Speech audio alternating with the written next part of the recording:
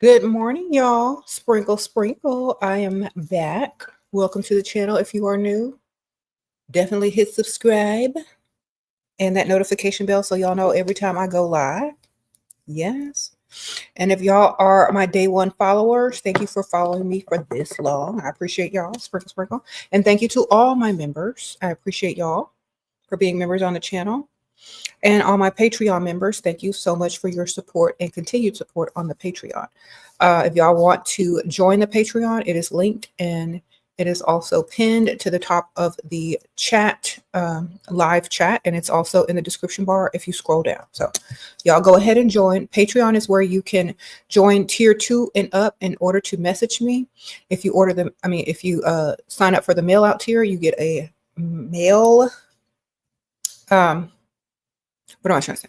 You get a letter or a card from me each month, handwritten, in the mail. Okay. Also, you're able to message me as well, and I respond to you within 1 or 2 days. Okay. There's also PDF books and posts and journaling prompts as well on the Patreon. So definitely join. I'm going to link it again. Sprinkle, sprinkle. I appreciate all the people that are on the Patreon. So welcome. So what are we going to be talking about? Why some women love men more than themselves. Oh my gosh. Pygmisha, right? Okay, so many women don't realize this until it's too late. So many women don't even realize that they love a man more than they love themselves. And they get caught up and they lose themselves and they'll turn into a pygmisha and then they'll ask themselves, how did I get here? How did I get here? And this is how you got here, by loving a man more than you loved yourself. That's how you got here. You never do that, ever. That means you're not important anymore. That means you're teaching other people how to treat you as if they are more important than you are. Okay? And when you do this, people start to believe it and they start to treat you that way. It's just, that's how it is. So you can never, ever love a man more than you love yourself, because they won't even love you anymore and they won't respect you anymore. Because when men get with a woman, they see the woman as actually better, out of their league, a prize. And when you flip the script and make it the opposite, they're wondering what you see in them. They're flawed. They're not perfect. Why are you putting them before you? What is it about you that you lack? You know, you're not the woman they thought you were, because how could you take yourself off a pedestal to worship a man when they're supposed to be worshiping you? And so they start to see flaws in you because you're trying to show them your flaws, because you're trying to make them seem like that they are the ones that are more worthy. When it's you, they're supposed to be serving. When it's you, they're supposed to be loving and providing more for. So therefore, they start to treat you how you treat yourself, not like a priority. And some of y'all don't realize this until it's too late. So if you are in a relationship and you think that you love this man more than you love yourself, you need to backtrack and put yourself back on that pedestal and stop acting like a pygmisha and get it together. So some of y'all, but I love him. Okay, so does that mean you don't love yourself if you're going to stay in this relationship and he acting stupid or not giving you no money or paying no bills or sending you out the house 9 months pregnant to work, but you love him? Finish the sentence, ma'am. But you love him more than yourself. But you love him more than your future generations. But you love him more than he loves you. Finish the sentence. Because that's what y'all sound like anyway. Pygmisha doesn't know her value and puts a man before herself and her kids and her future generations and her common sense. Dumb, right? So if you love a man more than you love yourself, so sorry for you. What do you think about OnlyFans? I don't know. If you can make money, wonderful. If you're not embarrassed about being out there like that online, great. Get your money. Don't care. Okay. Sprinkle, sprinkle. Okay. I think people should start one called Only Feet. That way all they see is some toes and some feet. And, you know, that's it. You can still get paid. Only feet. So anyway, I don't care if you're making money, ma'am. As long as it's making money, I don't really care. As long as you can keep your self-esteem and your pride and get your money, I don't care. Like, do what you got to do. It's a new day. It's a new age. But remember, once it's out there, it's out there. So be prepared for that, at least, you know. Okay. It just all depends on how you can handle it. You know, people are different. I'm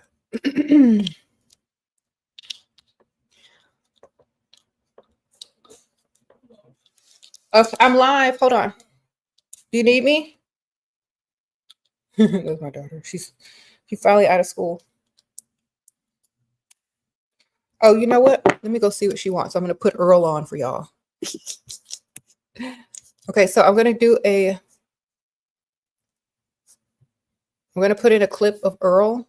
It's only a 1.5 minutes. I'm going to go see what she wants, and I'll be right back.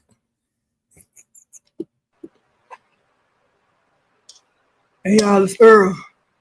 So I got kicked out of my mama's house. I gotta find some place to live. But in the meantime, I found me a side hustle. I get to stay in people's house for free as long as I get some evidence of a haunting, ghost detect, and all that kind of good stuff. And it's a nice house. It's a real nice house. Yeah. I got my equipment and I got my books. I know what I'm doing. Oh shoot, I hope I didn't break it. I got my ghost hunting book for beginners. I don't know what I'm doing, but you know, I get to live here for free.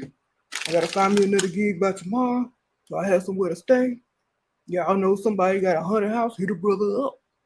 Support me at the Cash App if y'all want to support a brother. But in the meantime, I had to get me a side hustle so I could have some shelter. Pygmisha was not responding to me no more. She blocked me, but you know, we here. Y'all hit the like button. Y'all hit the like button. Sprinkle, sprinkle. Y'all hit the like button.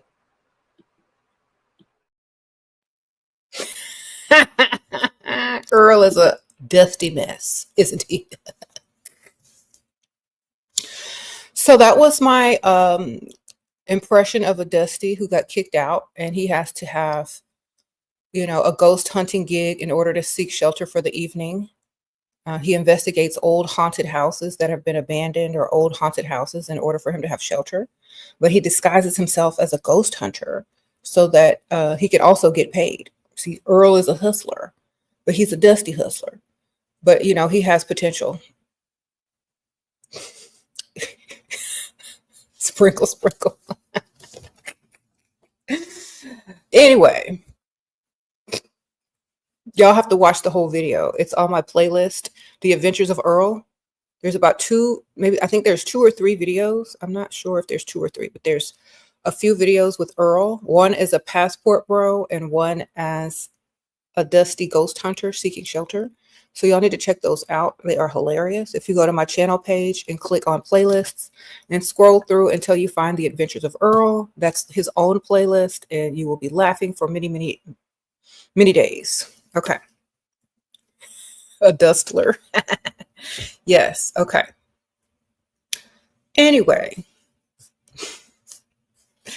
Yeah, my daughter just wanted to get in my closet to find something to wear. And I just let her in, so y'all might see her walking behind her. Thank you. You want to see the exorcism one, but it's unavailable? It is? Oh my gosh, let me see if I can make it available. I think it's for members only. Yeah, I think it's for members only. But let me check it out. Let me see what Earl is doing. Uh-oh. Sorry. Yeah, I don't know where that one is. I think it's called the Dusty Exorcism. That one is not on there because that's not Earl. Okay, so Earl is definitely available. Let me share the playlist with y'all. How can I share the playlist? Okay.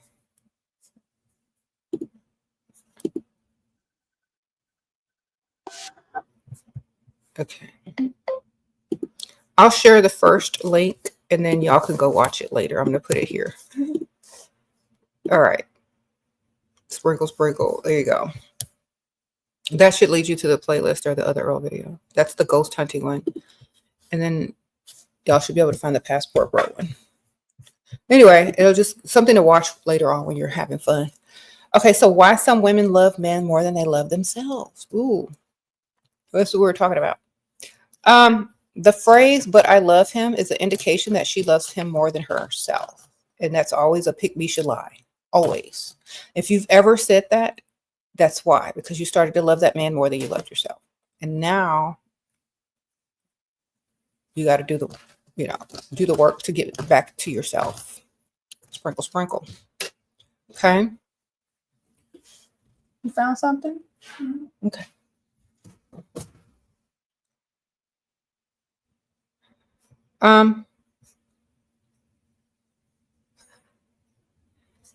Thank y'all. Thank y'all, all the members. I see y'all.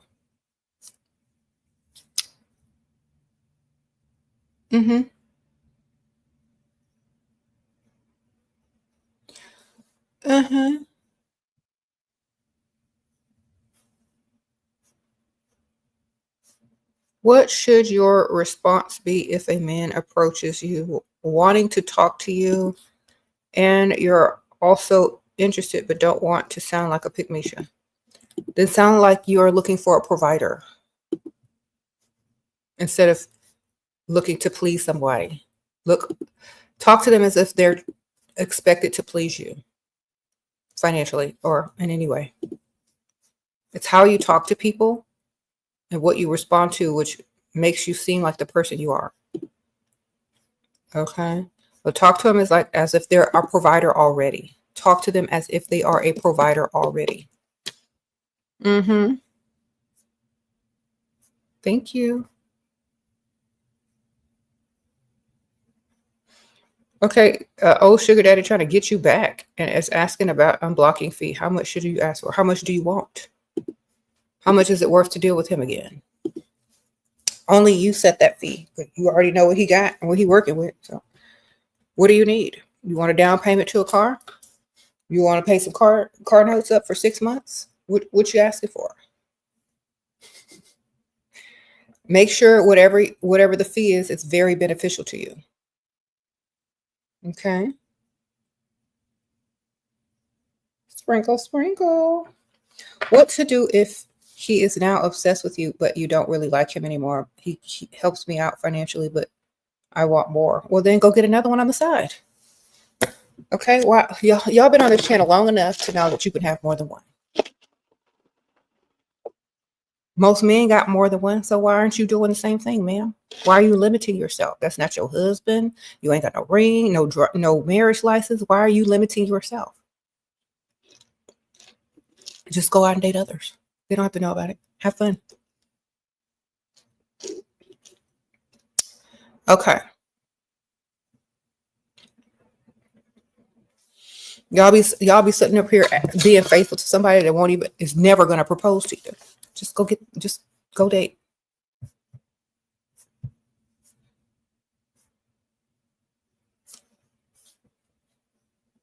And even if he does propose to you, great. Now you have options. See? Now you can weigh your options. Who's the best one? Who else is going to propose? You know? Y'all, like back in the old days, women used to definitely court more than one man. And may the best man win. Y'all watch Bridgerton. Sprinkle, sprinkle.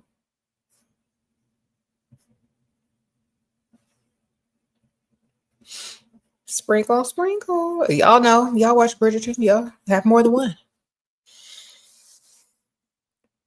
Be the diamond of the season. Do something.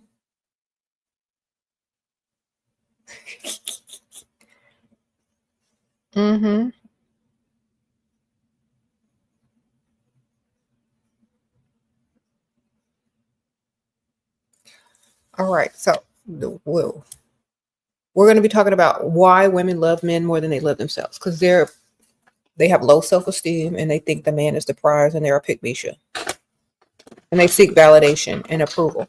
So if you're one of those women, but I love him, you got to get out of it. If you don't get out of it, you're going to sink further into it and you're going to create a pattern for the rest of your life. And you'll always be seeking you'll always be seeking the same type of man that will never put you as a priority because you won't put yourself as a priority. Okay. Men can spot a weak woman. When I say weak, I mean weak-minded. A woman that lacks love, self-love, and self-esteem, a man can spot that a mile away, and he loves taking advantage of those type of women. I can spot them a mile away. If I can spot them, I know they can spot them. So if you're walking around out there and you're easily clocked and spotted as a low self-esteem woman who doesn't love herself, know exactly when you get into a relationship, the man that you're with knows it too and will take advantage of it. Where I tell y'all women, if you're a pick-me-sha, all your relationships are going to fail. You know why? Because they're set up to fail from the start. Sprinkle, sprinkle. Because you don't love yourself and you love men more than you love you. So they're all set up to fail. Especially if you're looking for a man that's going to love you more. You can never find that if you already love him more and don't love yourself. So you will never find that unless you work on yourself and correct it. Sprinkle, sprinkle. Pick-me-sha usually attract the worst kind of men. They sure do. And I don't know. Look, some people don't mind being a pick-me-sha because that's all they know. They don't understand anything else. They're on a stupid mission to find someone that loves them more, but no one can love you more if you don't even love yourself. Okay? So they're on a fool's journey, I'm going to call it, to find true love when they truly don't even love themselves. So they keep going in a circle and in a cycle of foolishness. Okay? And by the time they get of a certain age and they've allowed all these men to use them and break them and, leave them, now, now they want that. Now they love themselves even less. Okay. So it just gets worse and worse. And you can see it in their appearance, in their everyday life, how they treat themselves and how they treat other people. So if you're going in that downward cycle of being a pick-me-sha, you need to find yourself and start loving yourself more than you love these men out here. And no man is going to love you unless you first take pride in who you are, yourself, your appearance, and your self-esteem. If you don't take pride in yourself, nobody else will. Nobody will be proud of you. Sprinkle, sprinkle. Okay? And y'all need to understand that because a lot of y'all don't know. And people can tell.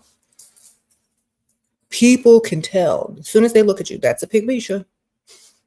You don't want that. You don't want to be labeled that as soon as somebody lays eyes on you.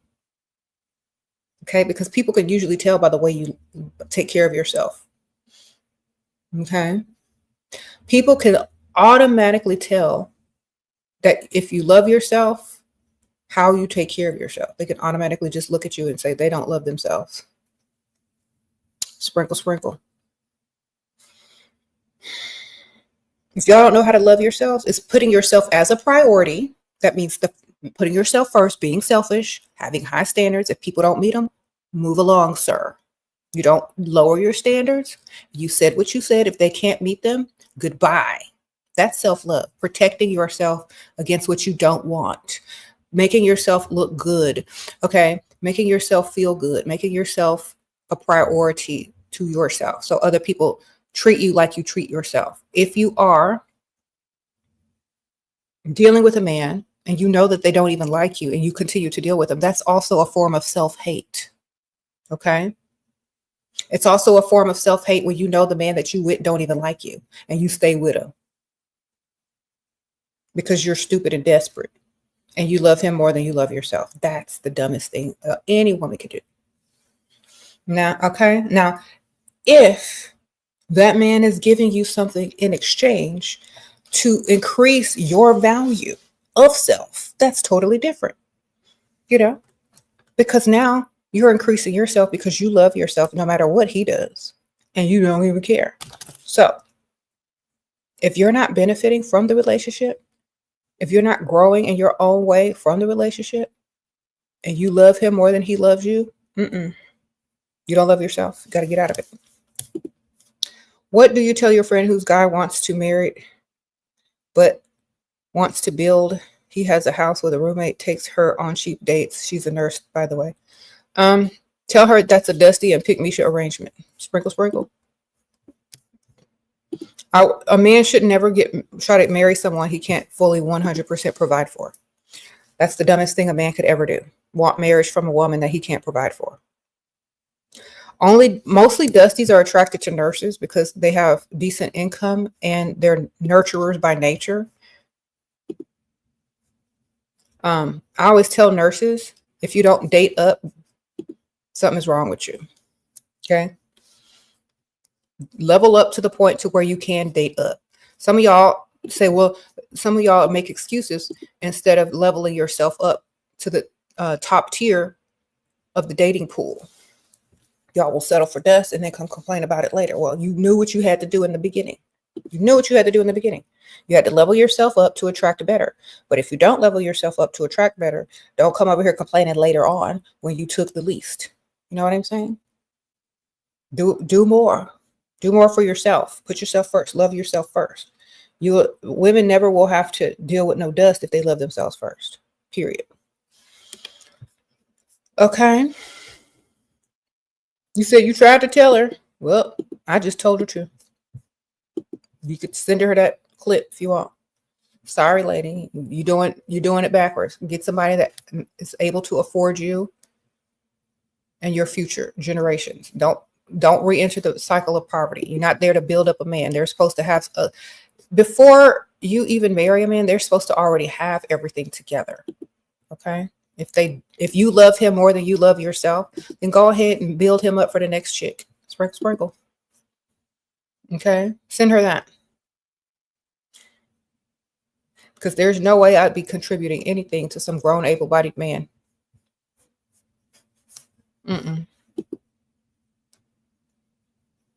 How can we start to move on from being a pick-me? By loving yourself more and leveling up out of any Dusty's league. Okay, that's how. Putting all the energy and focus back into yourself. Stop seeking validation from broke men and only deal with people that are beneficial to you. That's how. If you can't do that, then you're stuck. You need to figure it out. If they're not offering you anything, if they're not beneficial to your life, if they're not making your life better, why are you dealing with them? Period. You're just wasting time.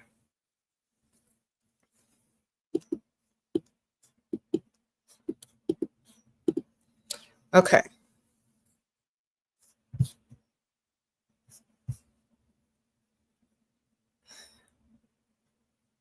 Yes.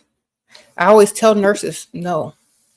Dusties and broke men and men that want Barbara the Builders will always be attracted to you. If you're a nurse, you're surrounded by doctors, surgeons, pharmaceutical companies every day.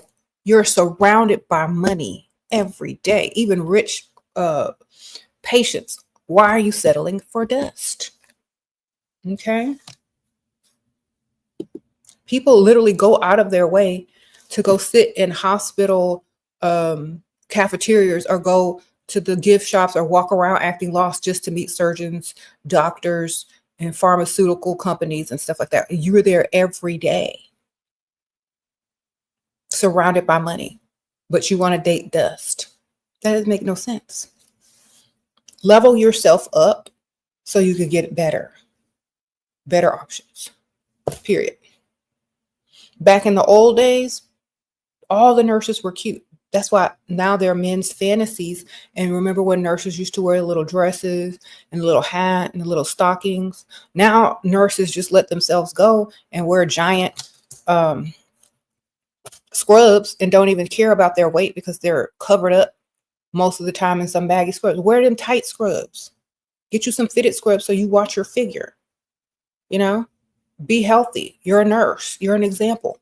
A lot of nurses I see, they just let themselves go because they're too busy taking care of other people and they forget to take care of themselves. And that's why they have to settle for dust. If you're a nurse, you should take care of yourself, be the walking picture of health and attract someone that makes way more money than you. You're supposed to be men's fantasies, not their Barbara the Builder. Okay? Think about it. Y'all keep moving backwards and y'all don't know why y'all are stuck where y'all at. Move forward. Love yourself more. You said get them. They sell tight scrubs now, or at least fitted scrubs. Stop wearing that baggy crap, allowing you to, big back all over the place. Okay, you got to check your blood pressure after you check the patient's blood pressure. Okay, sprinkle, sprinkle.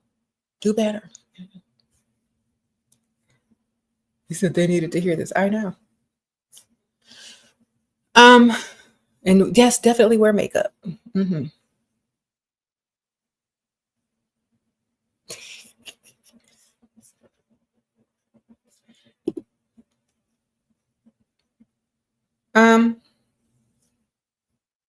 You agree, but nurses never dressed in short dresses. That's just they did it a long time ago. In the old days, in the 80s, in the 70s, they sure did. Okay, sprinkle, sprinkle. That's where the costume came from. Okay.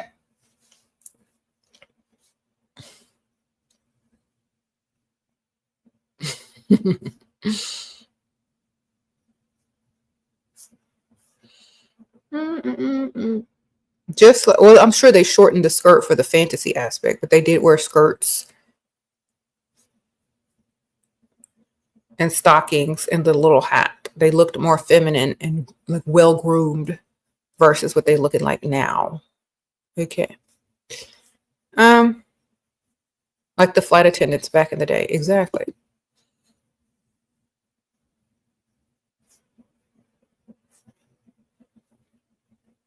Mm-hmm. You said this is training to be groomed. If you're smart, you'll groom the man.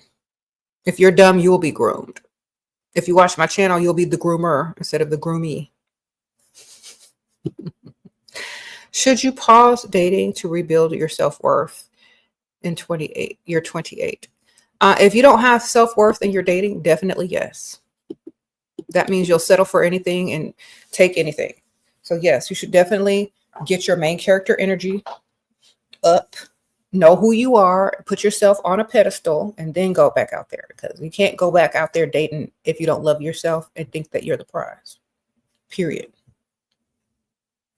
Otherwise, you'll be seeking to do more for them than they can do for you. And then you'll be a pygmisha. So don't do it. Sprinkle, sprinkle.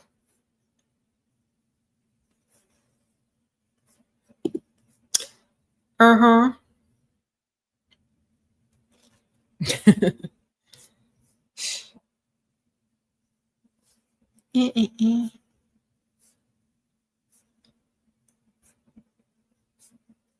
So, yeah.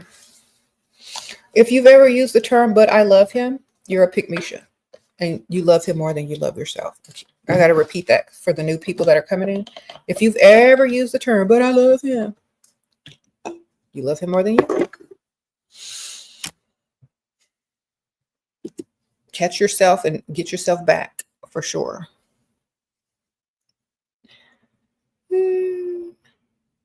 That's true. Get yourself back, because a lot of these men, they look for pygmisha just so they can take advantage of them. Okay. And some of y'all got a red target on your back that say pygmisha real big. Okay.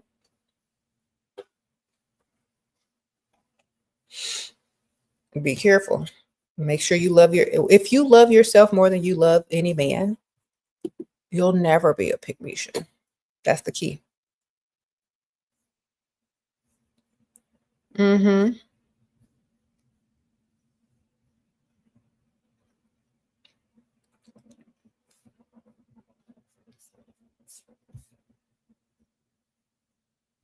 What brand hair straightener do I use? You mean like the flat iron? I did not flat iron my hair. It's just blow dried with one of those round brush blow dryers that get hot. That's how I use one. A round brush blow dryer. I don't know what brand it is. I probably bought it somewhere where they sell the little round brush blow dryer apparatuses. Okay.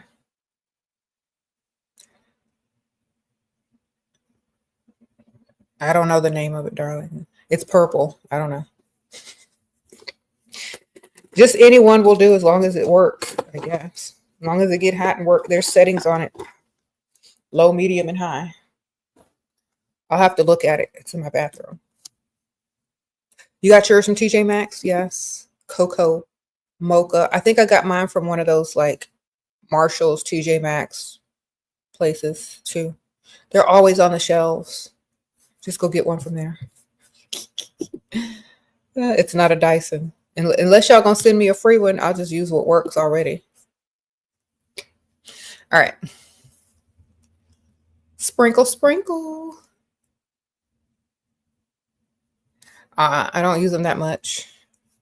I only use it to actually blow dry my hair. Okay, so I don't know the brand of it. I forgot. I don't look at the brand. I don't know. I just know it works.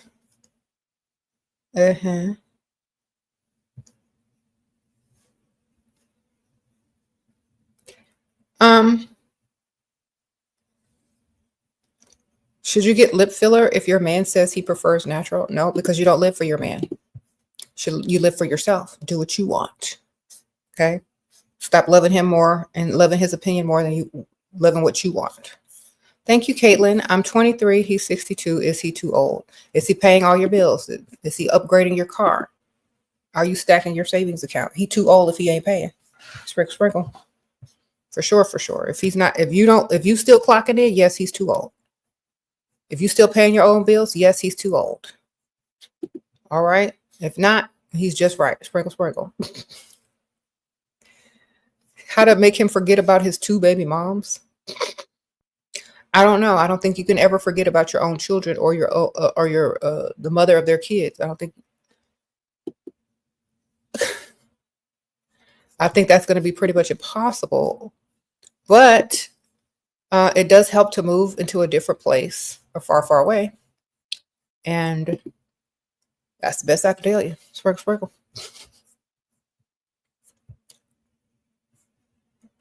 All right. Best way to forget is to move for far away. Mm-hmm.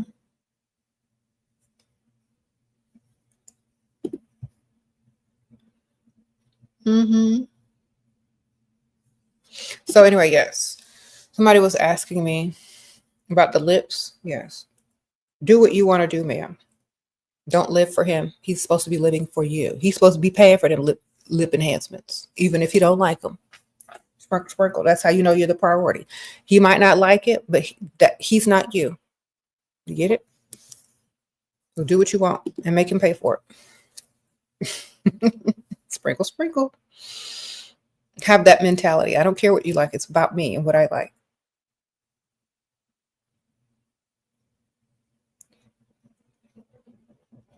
You can't. I think women need to learn that, especially if they're already yours. You already got the bag. You already sealed the deal. Yes, it's about pleasing you now.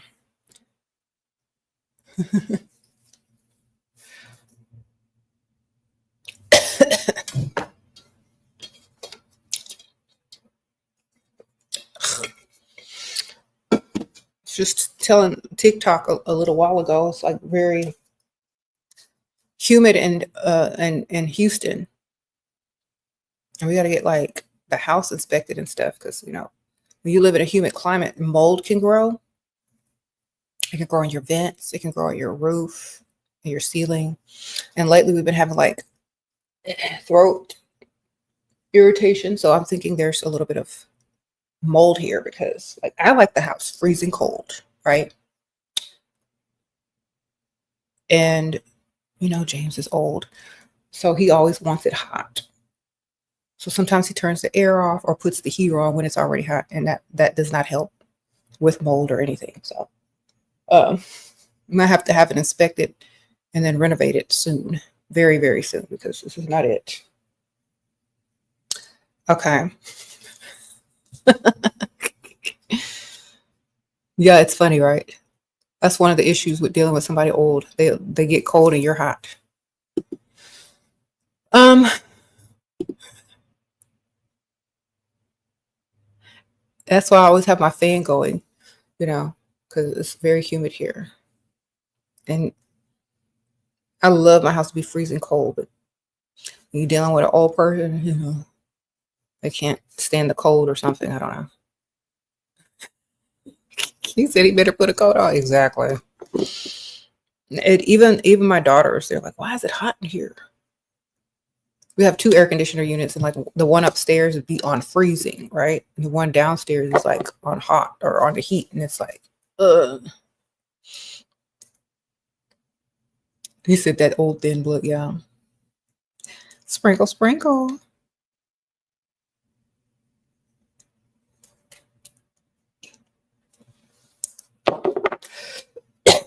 So, you know, if they find something, we might have to temporarily do something until they fix it. Okay. So we'll know soon. Thank you. You know you like my makeup? I did everything except for like my wing liner and my lashes. So, You deal with the same thing? Yes. It's annoying. And plus, we've been in this house for 10 years. So it's time. It's time. And plus, I'll need to start looking like to upgrade. We need to start looking for the dream house. I mean, this is a nice house, but now it's a dream house time. So we can get this one together and get it fixed and get all this stuff out. That'd be perfect. That's what we're going to work on this summer. Okay. But I'm going on vacation first. Thank you, Lady J. Sprinkle, sprinkle. Appreciate you.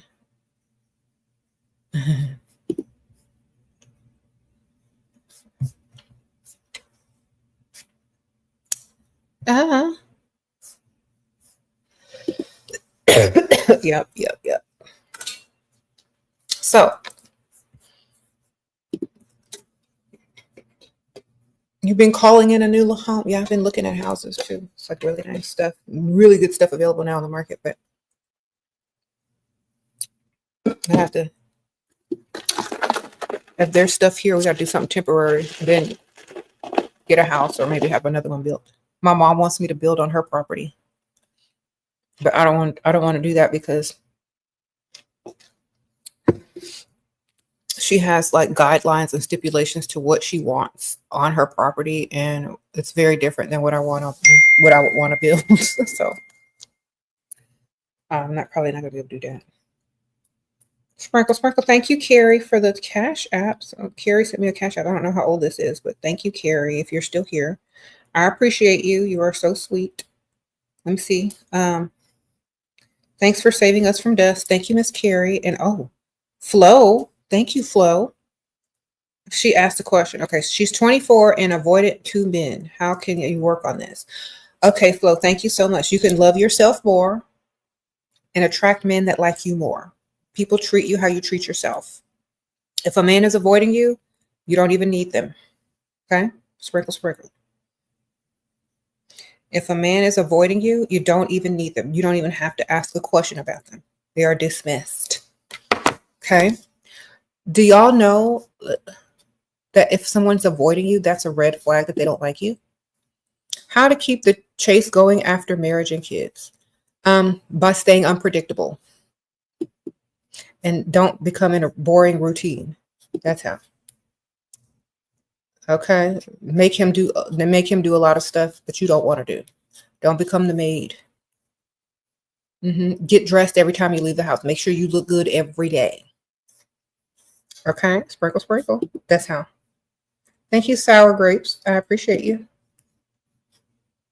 None of that sharing locations crap. Act like you still got options. Okay? And look like you still got options. Love yourself more than you love him. That's how. There you go. He must want you more. Exactly. He wants to do 60-40. How do you feel about that? Only if you going into business with him and he's not your man. If you're going 60-40, that's not your man. That's your business partner. That's your roommate. Okay? That's not your man. You can't claim him. He don't need to be claiming you if he's not claiming your bills. If he's not claiming all your bills, he can't claim you. Sorry. Have high standards, ma'am. Now listen, if y'all don't look like you can get 100% bill payer, work on yourself until you can. And some women, they're in the same relationship, but they work on themselves. They get their self-esteem high. They start to love themselves more. And sometimes that man will pay 100% once he see what he's got. If you level yourself up to where any man would pay 100% for you, I bet you whoever you dealing with go start paying 100% or find a way. Okay. If you look like the type of chick that split bills, that's how they're going to treat you. Okay. Sprinkle, sprinkle. You got to do more. Fix yourself up to where you don't have to pay bills, baby. Get my book, Too Pretty to Pay Bills. You got to level yourself up to the standard, and you have to choose the right target of man that also agrees with you that you are too pretty to pay bills, and then you won't have to. Okay. If you're with a man that looks better than you, of course you're going to have to pay some bills. Get the right target, level yourself up so you don't have to pay no bills. Okay.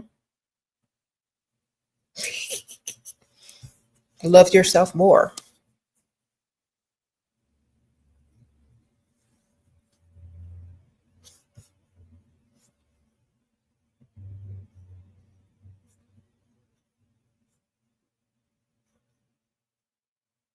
Yeah. Why would you even claim a man that can't even claim 100%? I'm not claiming that. I rebuke that, actually. Nope.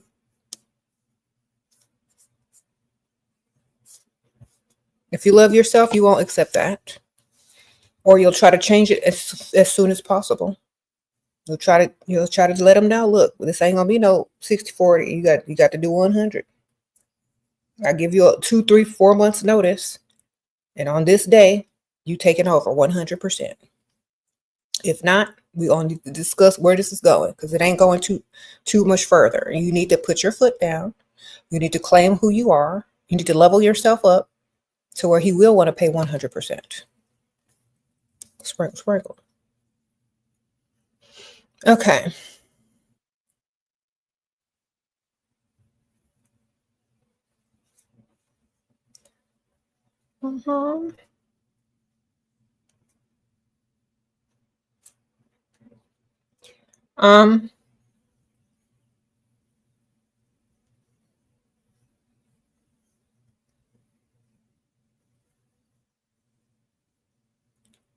Let me tell y'all something about men, because this woman is saying she texted him and was acting silly and weird. Let me tell you something. If you're not the prize, they don't even want you.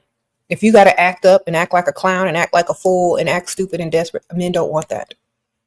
Okay? Unless they're looking for pick-me-sha. Okay? And most men aren't looking for her unless they need shelter or to be built up. Stop acting all stupid. Stop loving them more. Stop being more interested in them. That's where y'all go wrong. Y'all want men that don't want y'all. If they're not chasing, then why are you even dealing with them? Y'all have to love yourselves more and put yourselves on a pedestal, because if you expect a man to treat you that way, you got to treat yourself that way first. And some of y'all are just looking stupid out here. Okay. Thank you, Serpent. He said, looking lovely, darling. My old semi-retired provider wants to travel and take you to a nice restaurant. How to bring up paying bills combo. Yeah. It's like, oh, you're so sweet. I'm so glad that you asked me to go travel with you. Well, the only thing standing in our way is paying my bill for up to a couple of months so that I can afford to travel with you. So tell them to put you on direct deposit. So when y'all are out of town, or you could save up enough to, prepare to travel, tell them to put you on the direct deposit and put this much money in your account so that you are able to travel. And by the time y'all get back, you might forget to undo it, and y'all can keep the bills being paid. Okay. Just discuss it in a nice way. That's very easy. Just like, I would love to travel with you, but I need to get, some stuff taken care of. So if you could just do a direct deposit, a repeating direct deposit, so I can concentrate on being able to travel, that would be great. Or you could just make up a fake story about your fake Aunt Ethel, and how you paid her mortgage and now you need help with your bills. That's what I always tell y'all. You want to turn a friend into a provider. I know him for years. Thanks. Think it's time for him to invest. How do I go about it? Slowly. Ask. Feels awkward. He has to approach you about it. Sprinkle, sprinkle. That man needs to like you way more. You don't need to tell him nothing. If he's not feeling the same way and you are, you're not the prize. That man should be feeling the same way and then bold enough to let you know that he's ready to take it to the next level, not the other way around. Okay. He will let you know. You don't let him know. Sprinkle, sprinkle. Been working on yourself. Got this man who wants me to do less makeup and he's scared I will level myself up too much. How can I adopt it? Another. Don't wear a lot of makeup around him. When you're not with him, wear makeup. Okay. So when you're with him, don't wear a lot of makeup. When you're out by yourself, wear whatever you want. You are your own person. Okay. Remember that. When you're with him, since he doesn't like you wearing a lot of makeup, don't wear it while you're with him. He shouldn't have a problem if you wear out with other friends or just on your own. He shouldn't have a problem with it. It's not about him liking it. It's about you liking it. If you like it, he should like it. If he likes you, you get it? So if he likes you and you like makeup, then he's supposed to like you wearing your makeup because it makes you happy. You got to understand? So if he doesn't like you wearing a bunch of makeup when he's with you, then ease down on the makeup when you're with him. And when you're not with him, put your face on. Okay? Sprinkle, sprinkle. Then he's going to see how it backfired and he's going to look stupid. Okay? Thank you. Sprinkle, sprinkle.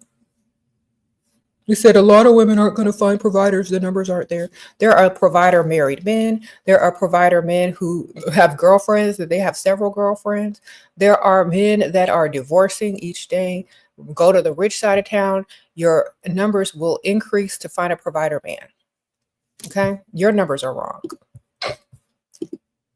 Y'all aren't doing girl math. Y'all are just doing dusty math. The girl math, it equals up. Okay. That's dusty math. We talking girl math over here.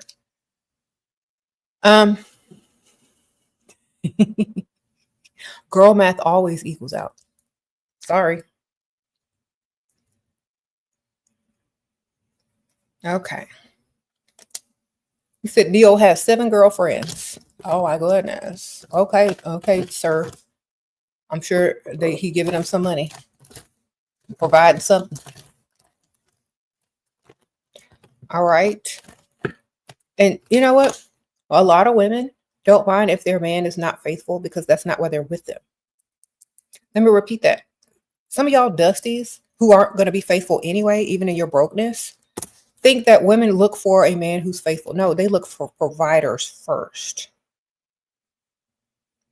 Okay, because we already know most men aren't going to be faithful, but at least they can be a provider. And if you can't even do that, then you're useless to us. Again, sprinkle, sprinkle. Okay. I don't know. He giving them something. Who knows?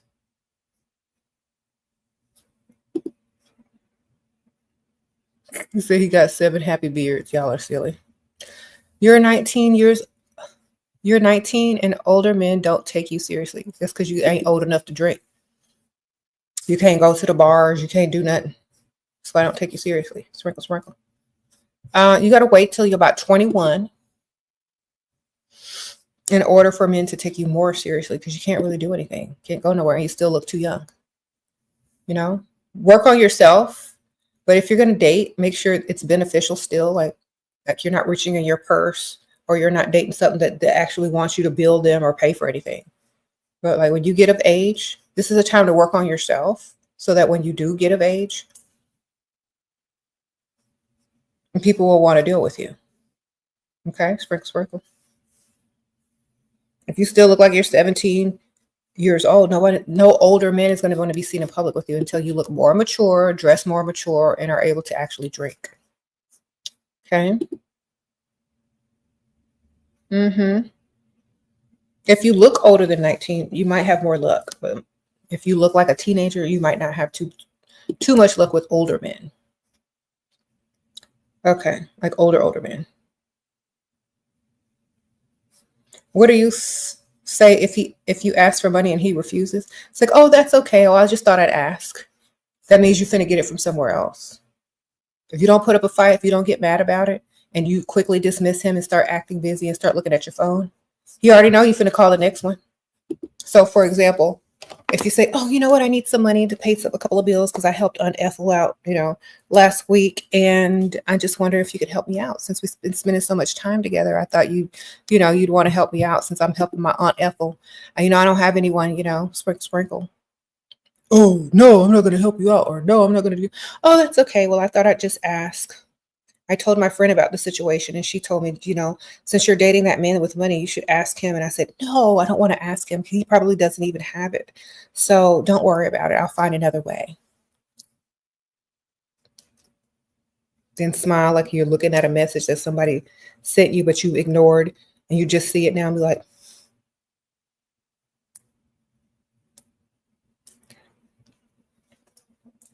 then start looking at your watch or the time on your phone. Be like, keep checking the time. If you're not in person, keep asking them what time it is. If you're on the phone, do you know what time it is? Okay, I'm going to have to go in a little while, in a few minutes. You know what time it is? Okay. Then just starts, the conversation is going to be real dry after that. It's going to be, like you're doing something else. Then all of a sudden, you say, okay, well, I got to go. I'll talk to you later. Bye. Don't even wait for them to say bye. Just say, oh, I got to go talk to you later. Bye. Or just stop texting altogether. Leave them hanging. No goodbye, no nothing. Okay. Then the next thing that they're going to text you is, did you ever get the money? And if they text you something else, they say, hey, how are you doing? Still trying to get this money. Hey, what's up? Still trying to figure out this money. Hey, what do you want to do? Nothing until I get this money. Okay. Then stop texting. Period. If he's not offering you no type of help because he's broke. Okay. If they're not beneficial, they don't need to be in your life. Period. Just no. Focus on that money. He's worthless without it. Sprinkle, sprinkle. Now, I know that's harsh to say, but it's true. It's true to you. If a man can't do the one job he's put here to do, which is provide, he's worthless to you. What he gonna do? Sprinkle, sprinkle. Sorry. You said men can be beneficial in more than one way. Free labor. What you gonna do? Cut the grass, paint the house, manual labor, hang the Christmas lights, whatever. That's called a handyman. Sprinkle, sprinkle.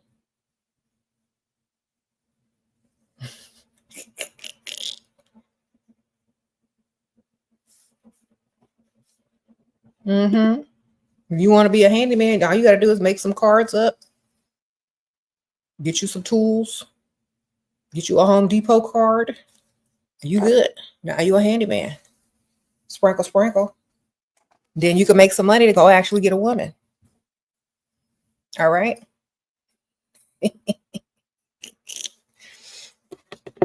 Okay.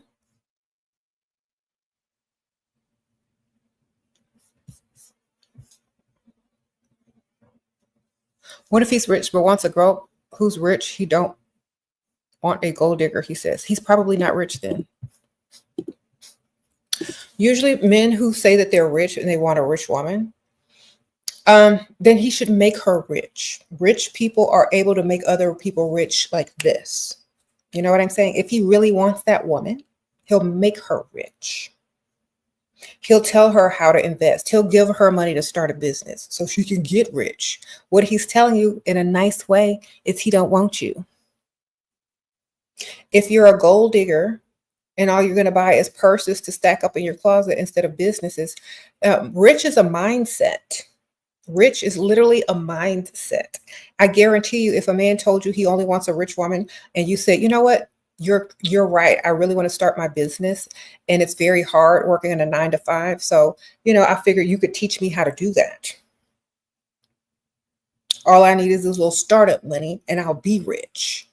You're rich minded, you're already rich. If you're broke minded, that's why rich people don't like to hang around broke minded people. So you have to be rich minded because you're going to get rich regardless. If a man gives you a stack of money and you go take it and you learn how to invest it or flip it or start a business, you'll be rich eventually. Uh-oh, Shira, you lost 200 pounds since you discovered me? Wow, thank you, Jenna. Congratulations. Thanks for helping me gain confidence. You take more pride in your appearance. You are so beautiful. Oh, thank you, ma'am. Sprinkle, sprinkle. Well, I'm so glad you're healthier now and look better.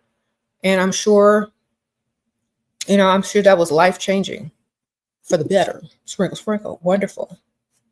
We're proud of you. I'm proud of you. Sprinkle, sprinkle. Thank you. That's a lot.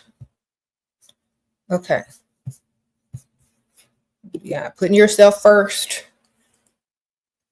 Do what you got to do. Level up. So, yeah. Rich men like rich-minded women, not broke-minded women. So, have a rich mindset and you'll be able to pull a rich man. Okay, sprinkle, sprinkle.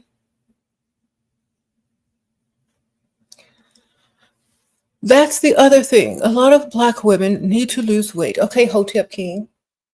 Let me tell y'all about Black women needing to lose weight. Hotep King, Dusty, King of the Dust. If y'all took Black women to nice places, bought them nice clothing, paid for them to stay home, paid for them a gym membership, they might take more pride and have more time to worry about their weight and appearance if they actually have places to go and fun things to look forward to. Are you going to take them on a beach vacation where they have to fit into a bikini? Or are you going to tell them to work when they're 9 months pregnant? Okay, so a lot of the times men have a lot to do with how their women look. If a Dusty is unable to fulfill the masculine role and the woman has to fill the masculine role in those relationships, and he's not emotionally available because he thinks he's the woman, a lot of women will eat their feelings. A lot of women will eat their emotional pain in order to cope and deal with life, dealing with a Dusty. And they would rather partake in the pleasures of a piece of chocolate cake than seek out love from dust. Okay, so I feel like a lot of men don't realize this because a lot of Black men don't love themselves either. And y'all can't get it together. So women compensate, especially Black women, they compensate all the stress, all the work, all the everything, and they try to make themselves happy with whatever is around. Some do it through shopping, some do it through eating. But you know what? If Black men or men in general that, were in relationships with these women would have somewhere nice to take them, would take them to fundraisers, galas, vacations, they would have something to keep in shape for. You know what I mean? If you took them shopping to buy beautiful evening gowns or dresses so that you could take them out on dates to nice expensive places, they would definitely take more pride in their appearance because they would be able to live the soft life that you do not provide. So if a woman takes full responsibility for herself because she starts to love herself more, and now you're no longer in the picture because you're no longer useful to Black women, she's then going to figure out she can look as good as she wants and dates outside her race. And she's going to level up and stop dealing with dust who causes her stress, who causes her to want to emotionally overeat. And she's going to love herself more, lose the weight, and start dating and going where she's appreciated. Okay, Dusty, you need to level up. They say a woman is always a reflection of her man. Okay? And y'all are not doing the most. Do better. Because if your women start surpassing you and dating outside the race and saying you are no longer necessary to them, great. Problem solved. Sprinkle, sprinkle. If you're no longer necessary To women, your opinion is not valuable anymore. So you could take your little opinions and go tell someone who actually cares. Because until you can 100% provide for a woman and put her in a soft life, we can't hear you. Okay? All we hear is dusty excuses. So goodbye. You said be a benefit. Yes. If you're not a beneficial man, don't fix your lips to come and talk to us. You're wasting your breath. Go figure out how to become beneficial. How to show a man that he's my type and send a hint. Eye contact and a smile is all it takes.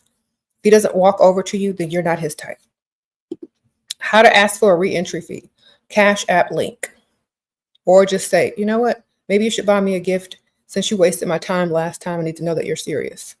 Or maybe you need to do this, this, and that. Okay? Re-entry fees are so men don't waste your time in the future. Okay.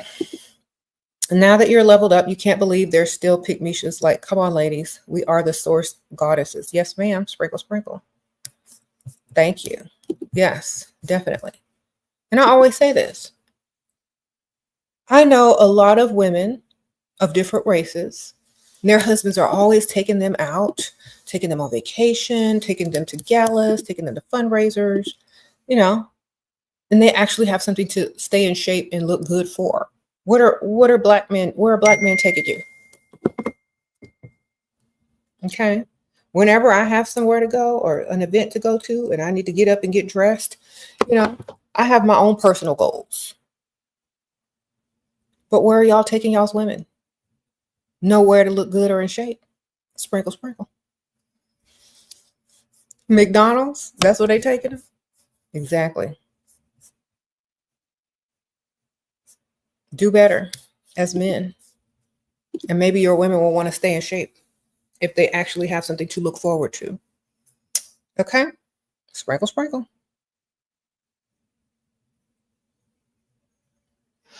Mm-hmm.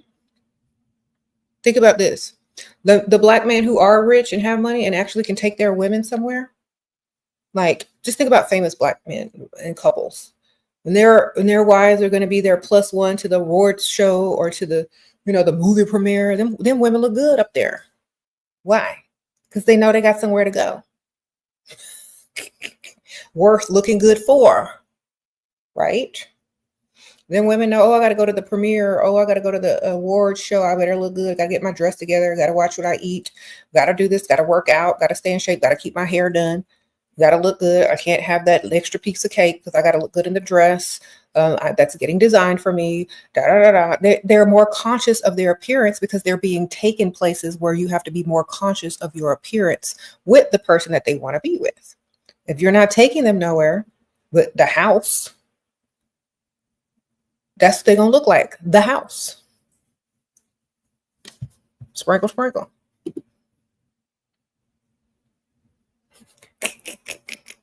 Yes, you should want to be healthy for themselves, but then they won't want you anymore, sir, because you can't maintain that lifestyle for them to be healthy.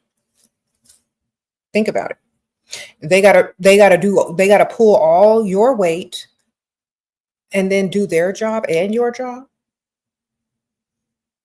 When do they have time to take care of themselves? Exactly. That's why if they just leave you alone, they'll naturally improve. Sprinkle, sprinkle. Or if they find one that's actually going to allow them to live the soft life, they'll actually improve. That's why everybody trying to get a rich man, a provider, not a grown child. Okay? That's why all the women are saying, I want a provider. I want a soft life. I got to do this. And I teach them to level up so they can find a provider instead of settling with a dust king who's just going to take them to the house to roll around on an air mattress. If a woman loses weight, it's for herself, not for no dust. And it's to attract better than dust. And it's to attract men who have money to provide and to put them in the soft life. If you can't do that, you can't make no demands on what a woman look like if you can only take her to a house to roll around on an air mattress. Okay. Sprinkle, sprinkle. And I know some of y'all pick Mishas out here sitting there reminiscing about rolling around on an air mattress with your ex Dusty. And I'm going to snap you out of it. Okay. I know some of y'all in here. I already know. I can feel it. I have a psychic feeling that some of y'all are reminiscent of an air mattress and rolling around on one with a Dusty.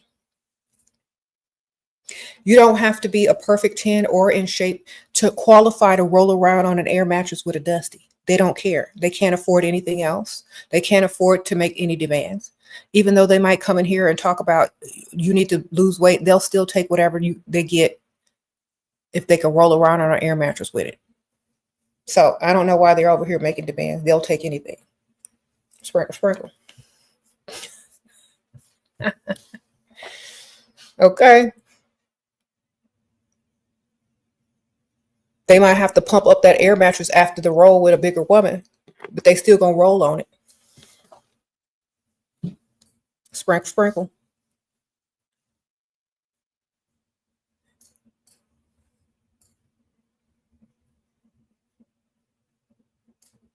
Okay.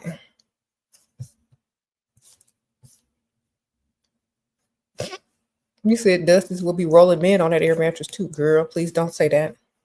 Y'all can give all these pick-me-shas nightmares. I found a do-rag under your, oh, that's mine. That's mine. But you don't wear do-rags. I just started. No, that's somebody else's. Now y'all gotta start looking out for do-rags and beard oil. Beard oil. You ain't got no beard.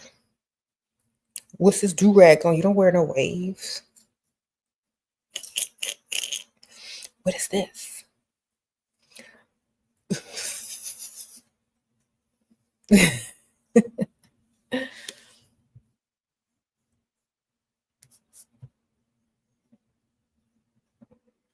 You followed my advice and acted like your phone fell while talking to him, and he sent me $400 the same day to buy a new one. How do I get more from him? Wonderful, ma'am. I'm so proud of you. Sprinkle, sprinkle. Okay. Okay, so the next time you talk to him or see him, say, thank you so much for, helping me out with my new phone. And I'm so glad that you're so sweet. That's so nice of you. Like, you're such a good guy. Oh my gosh. I just wished I had met you like 2 months ago when I lost my diamond earring.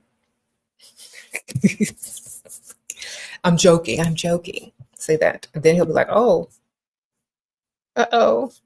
You said mold is dangerous. Get out of there. Uh-oh, yes. Thank you, DT Fabulous. Sprinkle, sprinkle. Yes, yes. It is very dangerous.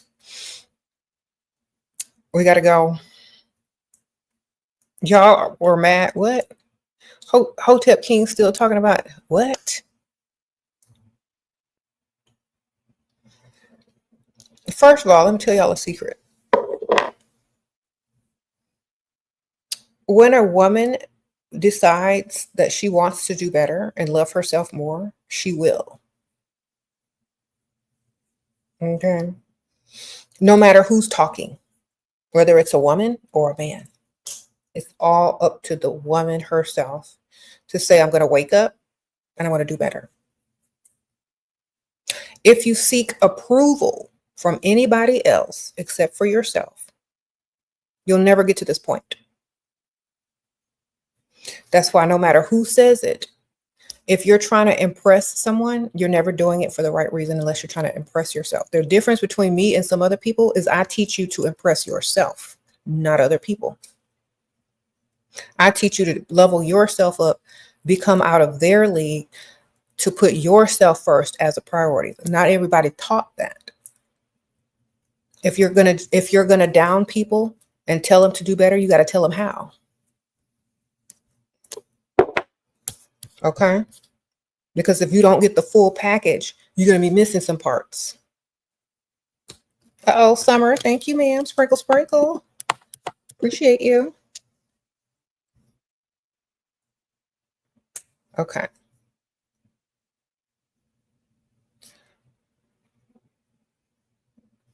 So, sprinkle, sprinkle. He said, yes, he said to be fit and feminine. Well, he was fit and feminine. Nobody wants to be like him. Sprinkle, sprinkle. If you're going to do something for yourself, not for men. If you do something for yourself, everyone is going to cater to you. If you do something for yourself and you love yourself, you're going to attract people that treat you like you treat yourself. It doesn't start with weight loss. It starts with self-love. Okay? If you're going to be fit and feminine, anybody can be fit and feminine and still be a pygmisha. It's a mindset.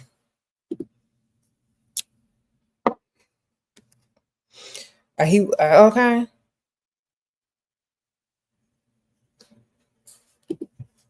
What's the mindset of men who would even want to be in here bringing women down with their others who are happily to go 50-50? And okay, so why is this Dusty in here? You asking Jay Jenkins? Let me tell you why there's Dusty in here. Because he's tired of pygmisha making him feel less than. Okay. He can't do nothing for a woman. He can't see the satisfied look on a woman's face when he pays a bill. Okay. He can't say that he's a provider. He can't say he can impress women at all. So instead, he tries to bring them down to his level so he can get some type of conversation with women that are way out of his league that he will never be able to talk to in real life on his pygmisha's free Wi-Fi or his mama's free Wi-Fi. Okay. That's the mentality of these Dusties that are coming in here. They can't do any better. So they try to instruct grown women on how to be a pygmisha so they can finally have a chance. All right. Because otherwise, why would he be in here if he was not trying to benefit? Okay. It's our first anniversary. Argue because he don't buy me, gifts. Suggested a necklace for $1,500. He told me I have demanding attitude, and if I have any gift from him, he used to provide it in the past. What? Okay, ma'am. Time for another one. Sprinkle, sprinkle. Go get you one on the side. Go get you an extra one, and come back with that necklace on your neck next time you see him. All right, sprinkle, sprinkle. Y'all be dealing with one man when you could be dealing with two and getting double the gifts. Okay, stop. I wouldn't be with a first anniversary. That's a whole year. He can't spend $1,500 on you. How old are y'all? Is he old? Are you young? How old are y'all? Does he even have $1,500? I don't know. But if you know he got it and he's not willing to spend it, you're not the one. You're the placeholder. Sprinkle, sprinkle. What do you think about having Black females wearing knotless braids? Can we still attract providers? If you're able to attract providers wearing whatever hairstyle you have, then you're able to attract providers wearing whatever hairstyle you got. So go out and do the experiments. Go out and wear it and see if you can attract providers. Sprinkle, sprinkle.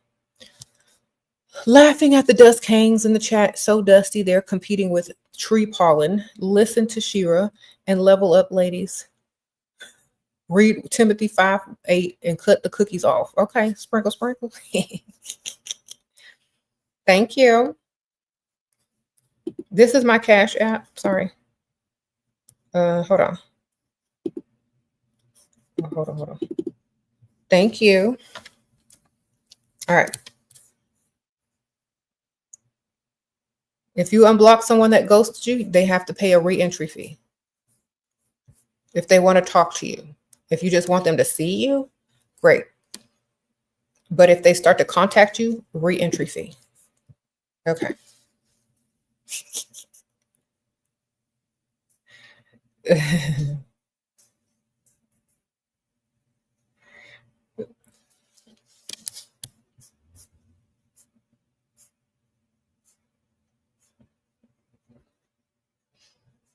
You said listen to men. Men listen to women. That's why they actually go to work. Men, you know what? The funny thing about men, and y'all don't even realize it, is that you literally look for a woman that reminds you of your mother. And she tells you what to do. Whether you know it or not, it's very subliminal, very subconscious. So the first person to ever tell you what to do was a woman. She is the boss. Okay. And you grew up many years before you could even get a job, having a woman tell you what to do left and right. The true voice in your head that you remember telling you what to do is always going to be a woman, your mother. Your mother always going to tell you what to do, no matter how old you are. And she don't even pay you. So it's automatically ingrained in your mind. She's your first teacher. She's your mother. She's how you got to the earth. She's the first one to discipline you. And probably the one you're going to call on before you die. Mama. So understand it. We understand it. I understand it. I don't know why you don't. Sprinkle, sprinkle. Y'all never hear nobody yelling daddy when they getting ready to die. Or when they scared. Nobody yelling that out. Why? I don't know. Understand. You said when they get arrested, they cry out to mama. And that's the first person they call too. Okay. That's how I know. You can't tell women that men want you. I didn't say you wanted me. I didn't say men wanted me. And I didn't say any of that. I said if they're bothering me, they need to be beneficial. That's what I said. If they're going to be in my presence, they need to be beneficial, whether they want me or not. That's what I said. Sprinkle, sprinkle.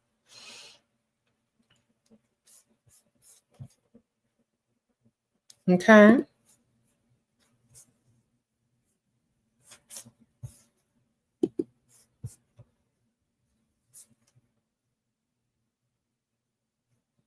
See, a lot of women don't realize this. Women don't care if they're wanted by men. They're going to attract what they're going to attract. If you love yourself and treat yourself like a priority, you're going to attract a man that is going to treat you like a priority. But you're not out looking for it. You're just naturally going to attract those type of people. And if they're not beneficial, you're going to dismiss them quickly. Okay? There are men that will sleep with women, roll around on an air mattress with a woman, put a paper bag over a woman's face that don't want them. They'll just want to use their bodies. Okay? So we know men don't like women. We know y'all are mentally gay. A lot of y'all, not all of y'all, but a lot of y'all are mentally gay. Y'all only are interested in one thing on a woman. Y'all don't like women for any other reason. Unless you can control them or get them to help you with something. So we don't care. We just want your money at this point. And if you don't have any money and you're not beneficial, we don't want you to want us. Sprinkle, sprinkle. Thank you, Kendrika. Appreciate you. Sprinkle, sprinkle. In fact, women come in here and ask me how to avoid Dusties from approaching them. Because it's a problem. And you know what I tell them? Go where Dusties can't afford to be. Go to the rich side of town. Less Dusties over there. Less to worry about. Okay. Thank you, honey. Sprinkle, sprinkle. It's Bills, not Jills. Thank you, Shira, eradicating poverty with truth level up. Thank you, honey. Sprinkle, sprinkle. Yes.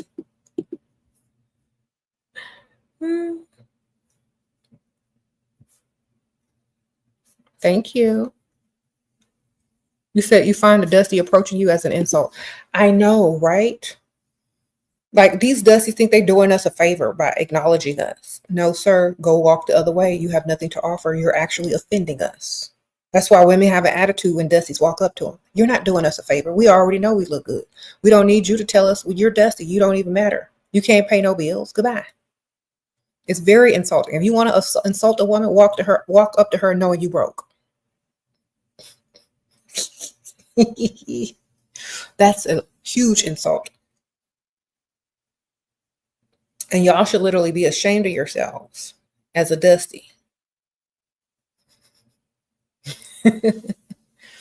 Okay. You said you feel disgusted of yourself when a Dusty smiles at you. Gary, I gotta go back to the mirror and fix myself a Dusty approach. Oh my goodness. Thank you, Shira.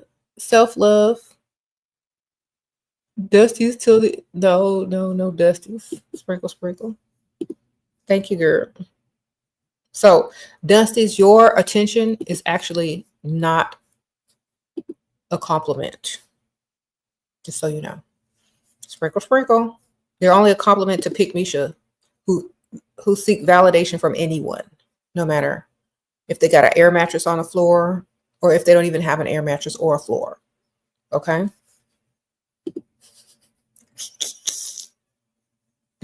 Sprinkle, sprinkle.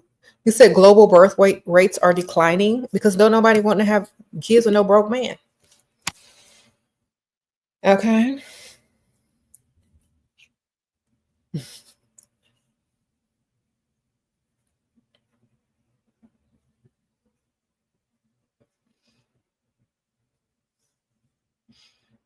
Mm-mm-mm.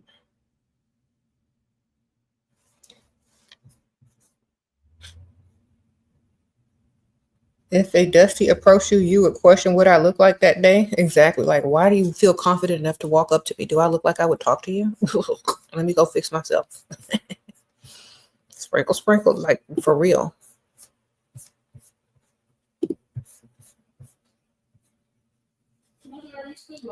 Yeah, but you can come in. You need something? Okay, I'll be done in a few.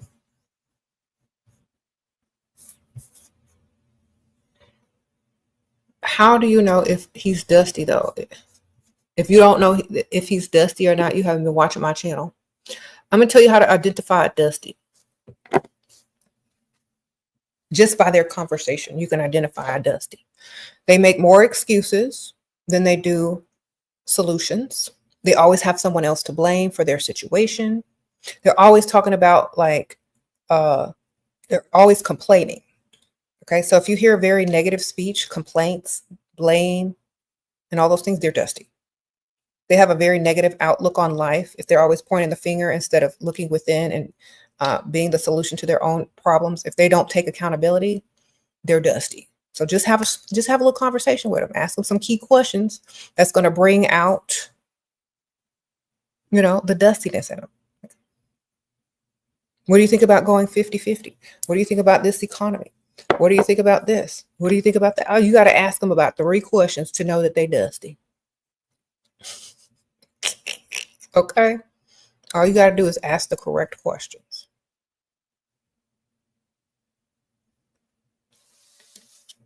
Okay. What do you think about being a total provider? That's all you got to ask them. What do you think about being 50-50 versus total provider? The answer that they tell you is going to tell you if they Dusty or not. Now, the slick ones will try to say, oh, I'll only provide for a woman after I'm married. They don't plan to get married. Okay. A smart one is going to say, well, you know what? I agree with being 100% total provider for the woman that I'm with. Okay.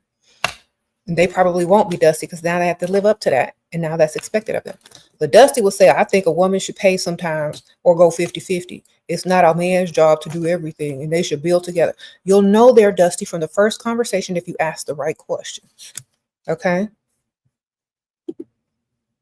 Just be bold enough to ask them Dusty alert questions. Okay? And if they answer them correct, they'll be expected to spend immediately. Okay? They're going to tell you they Dusty. Exactly. You said I look happier today? Yes, I am. It was my daughter's last day of school yesterday. My other daughter finishes next week. I'm happy that in about a week, I'm not going to have to wake up early in the morning no more. I got summer vacation coming up. We're getting ready to go out of town, getting ready to get this house together, and maybe might have to do something temporarily until they fix it up. But I'm getting ready to like make some fun, in my life. Getting ready to go on vacation, getting ready to sleep in, getting ready to see what we're going to do with this house,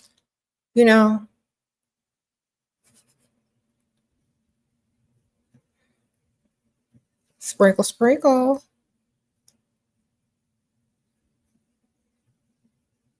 Okay. You said they use, we could do more with 2 jobs. Okay, tell them to go get 2 jobs. Okay, I'm glad you said that. So you got a second job? You can do more with 1 and 2. You can do more with 2 jobs. Go get a second job. There you go. Sprinkle, sprinkle. If a man said that I need you to play 50-50 or build with me, I'm going to say, well, I'm straight. And they're going to have to take that both ways. That means I'm not in a lesbian relationship and I'm also straight and I don't need you. That means I don't need you. I'm straight, I'm straight. Don't need you. You need me. Also, I'm straight. I don't want to be in a partnership. If I'm gonna be somebody's woman, they pay all the way. Sprinkle, sprinkle. Sprinkle, sprinkle. Sorry. You might be part of the LGBTQ. You might be on the DL. You might need somebody to build you up into your manhood. I don't know. Maybe you need to go find a man. You need a partner. Sprinkle, sprinkle. They make more money anyway. 2 men together can make more than a woman and a man together. Promise you that. Sprinkle, sprinkle. Why do you think you see all these gay rich men and gay rich couples out here? They ain't got no kids and they can both make a lot more money than a woman. They don't got to take no paternity leave. They get paid more. You just need a man. One of my rosters on vacation and wants to bring you a gift from Thailand, but you don't know what to ask for. Is you a girl or a boy? Because if your provider is in Thailand, you got more problems than Sprinkle, sprinkle. All right. You got more problems than man. You got more problems than Sprinkle, sprinkle. Advice on how to make your married sugar daddy want me more. How not to lose in the relationship. He's paying for everything. How can I make him provide more? By telling him you want more and demanding more and putting out that you need more and what he's offering is not enough. Either he'll level up his pay, go find a second job, or try to get a pay increase. But you need to tell him it's not enough. Whatever he's doing is not enough. And the more you tell a man that, either they got to get up and do more, or they'll find another second stream of income. Sprinkle, sprinkle. Appreciate you, Janelle. Okay, so ma'am, if your provider is in Thailand, yeah,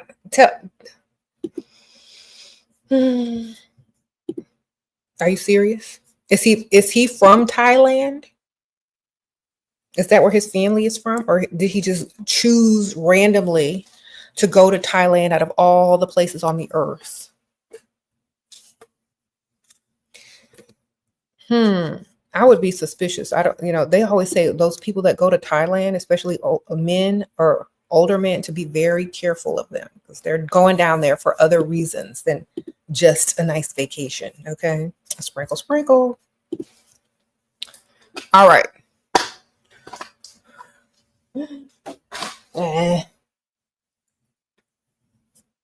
Tell him to bring you back some cash. That's the only thing he can do for you. And remember, do your research. Google this. Why do older men go to Thailand? All right. Google that for me. That's your homework. Sprinkle, sprinkle. So why are these old men going to Thailand? Just Google that.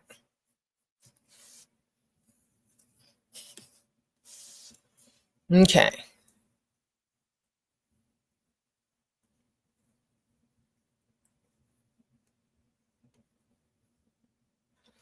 Would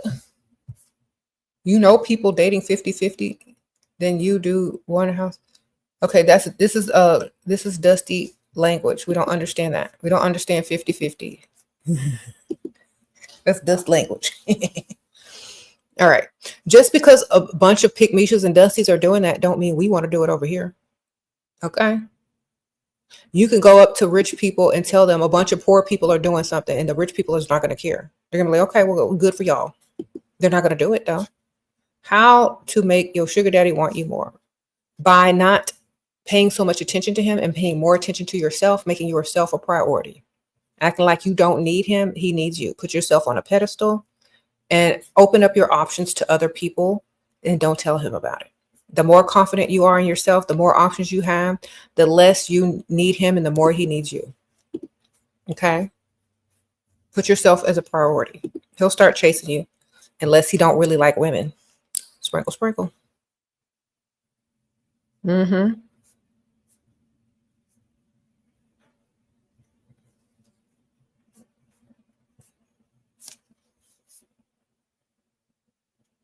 Mm-hmm. Mm-hmm. So yeah. So here's my thing. You can tell a Dusty is a Dusty by trying to get you to lower your standards, by telling you there's no hope, by telling you you're never going to find something, by discouraging you, by telling you you're never going to do this. Why are they telling you these things? Do they want a chance with you? Do they want you to settle for less? Do they not wish the best for you? Do they not say, well, I hope you find exactly what you're looking for because, you know, you have very high standards and I believe in you. You know, they're not going to tell you, they're not going to give you words of encouragement. They're going to tell you what you can't do because they want access to you. Okay. Stop giving these Dusties access to you. Stop listening to brokenness. When you listen to brokenness, what happens? You get brokenness in your frequency, right? Stop listening to brokenness. It's a broke man talking. That's not good for you.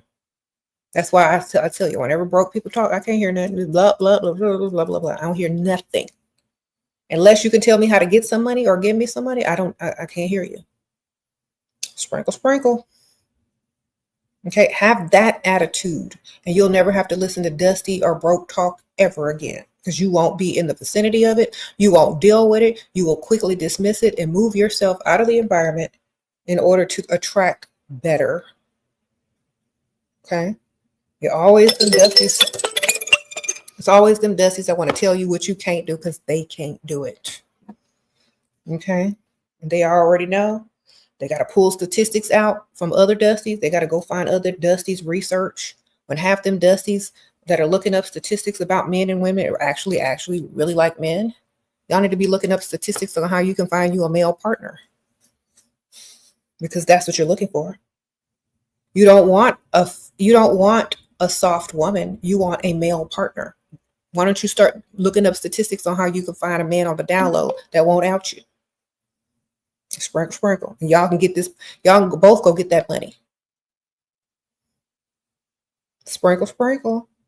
Y'all can go 50-50, live in the same house, no kids on the way. Nobody's going to put you on child support because you with a man. And y'all can build together. Okay? Because that's exactly what they want a woman to do.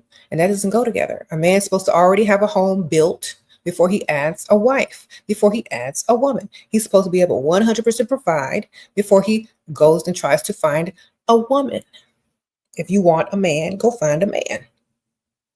Sprinkle, sprinkle. You want to pick Misha, then go find her. Don't try to lower other people's standards because you can't raise yours for yourself. They want to lower people's standards because they can't raise their own standards. We ain't dealing with that dust. Oh, thank you, Elia, for the super sticker. I appreciate you. Sprinkle, sprinkle. Okay.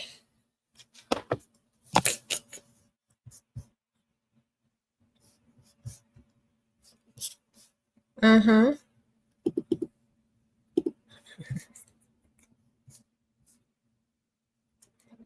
Mm-hmm. He says the dust sweep. Uh-huh. Dusties usually are on the DL. Mm-hmm. Thank you, Kay. Sprinkle, sprinkle. He wrecked everything, but still pays like it fixes things. 7 years of building you up. 1 million. You kept the receipts. You got 2 backups and a deadline in July. How do I keep the money flowing, keeping him blind and paid? Give him false hope. Okay. This is where you got to really learn how to give him false hope. Start to talk about the future with him. Start to talk about how you really, really, enjoy his company. It's false hope all the way until he believes it. Then he'll stay paying because he's going to be paying for that false hope. Sprinkle, sprinkle, and continue to do what you do. False hope. That works because A male's ego would rather believe the false hope than the truth. Okay? The male ego would rather believe lies, that he's still wanted, that he's still important, that he's still the one, rather than believe the truth. So give him what he needs to hear in order to keep him paid. Okay? Sprinkle, sprinkle. Always work on their ego, because a man is very prideful and they have huge egos. So play on them and get your way.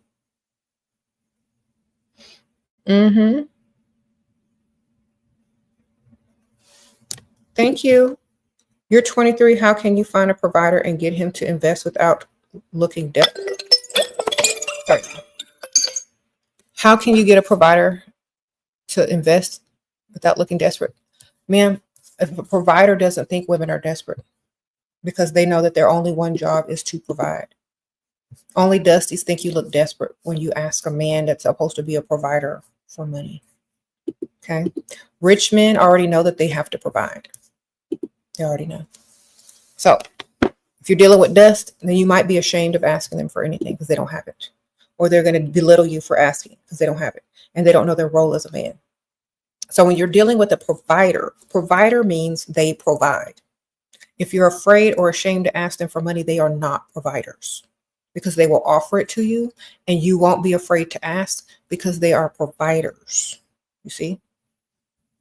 If you're dealing with a man and he's a provider, you should never be ashamed to tell them that you might need some of their help, or the Aunt Ethel needed your help, so now you need theirs. Okay? Y'all are afraid of dust. Y'all are afraid of Dusty. Dusty's not approving of you. I know who I am, and I don't deal with you. You need to tell yourself this. I know who I am, and I don't deal with nothing but providers. So you shouldn't be afraid to mention it or ask. Okay. Sprinkle, sprinkle. And remember this. If you're dealing with a man who always has to argue back and forth with you, who always has to compete with you, they're dusty. Just leave them alone. They're in their feminine. They're catty. A real man just does what needs to be done with no complaints. Okay? So,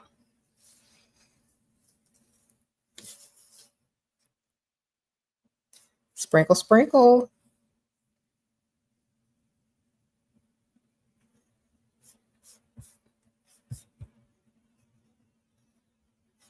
Why do men with money keep trying to bare minimum you? What am I doing wrong?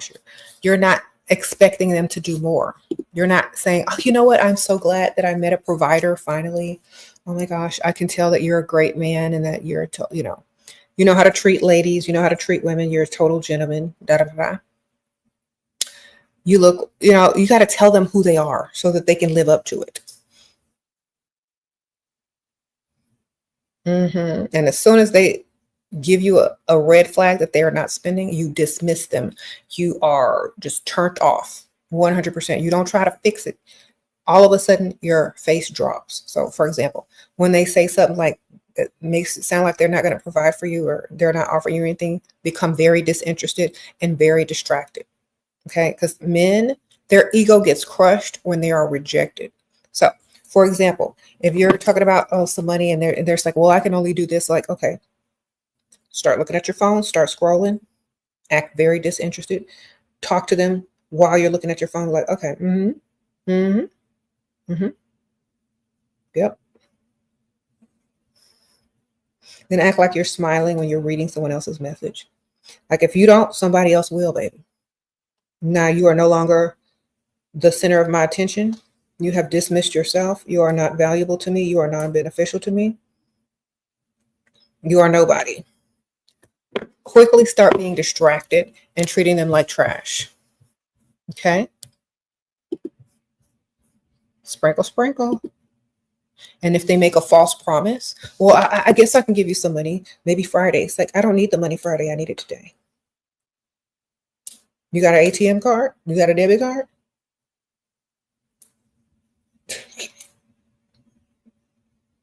You know what I'm saying? because all they want is your attention and your approval. And they'll lie to you and say, oh, I'll give you the money Friday. Friday, they're gonna ghost you before then. They just want to win this game. The game of your attention, the game of your approval. Okay? So no, I don't need the money Friday. I need it today.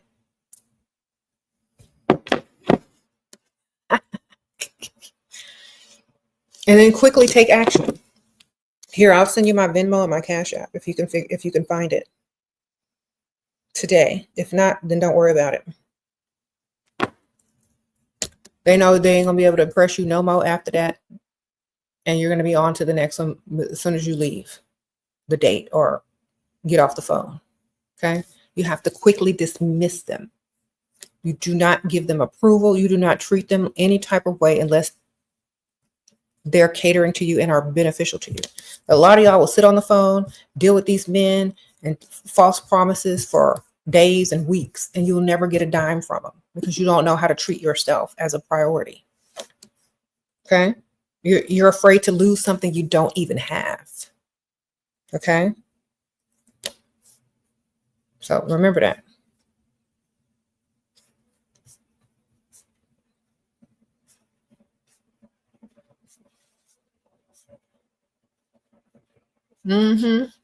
Take the attention away and you gain the power. And I'm not talking about no dang silent treatment or no contact. I'm talking about purposely treating them like they are nothing right in front of them, or by literally being very disinterested and very dry and short and being demanding. Okay? They know that they are no longer impressing you. In fact, they are annoying you. And there's nothing worse than how a man feels after he knows that he annoyed you. They regret it constantly because now they become the pygmy. And do not respond to men who are trying to annoy you. Don't even respond to it. Because if you respond to it, they think they win because they got you to respond. But if you don't respond and they look back on all the text messages that they sent you, they're going to see exactly how annoying they sounded, how stupid they sounded, how they have embarrassed themselves as grown, able-bodied men, how desperate they look, how broke they look. They need to go back and read what they sent you and how you did not respond. This is what's going to either make them give you the money to make up for all of that or to leave you alone. Okay? Sprinkle, sprinkle. Y'all have to learn the game. Y'all have to learn how it works. Do not respond back to men that are trying to annoy you or make you feel bad for having standards. Let them talk to themselves. Let them read all the stuff they sent you and how stupid they look, how broke they look, so that they will try to redeem themselves by giving you what you want. Okay? That's how you do it. That's how you win. Sprinkle, sprinkle. You said, or get a job. You can have a job, but if you're dealing with a man, he also needs to be beneficial to you. And you need to keep all your money and get his. A woman can have a job and still demand that a man is giving her money. Okay? Sprinkle, sprinkle. More the merrier. Y'all always think that the answer is for a woman to get a job. If she has a job, she's going to keep her money and spend yours if she's dealing with you. So you better be prepared to pay still. Okay? Just because a woman got a job, don't take, your self off the hook. You still got to pay. Still.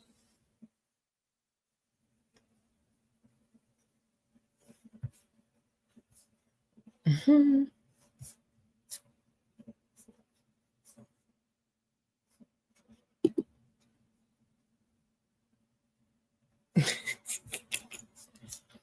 Mm-hmm. Broke men always have excuses, not solutions. Okay? So that's how you dismiss them.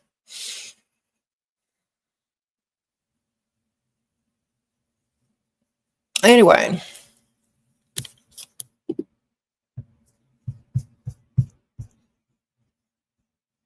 Dismissed.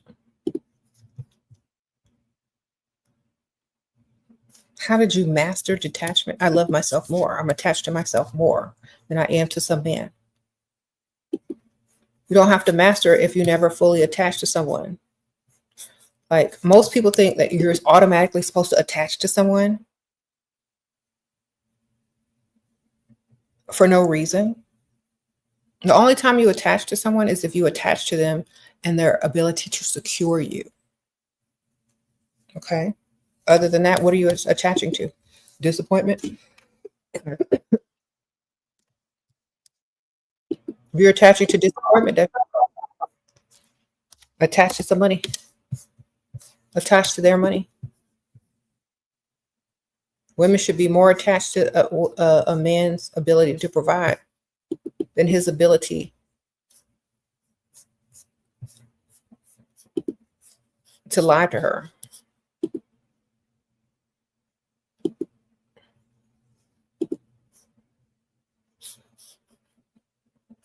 Okay.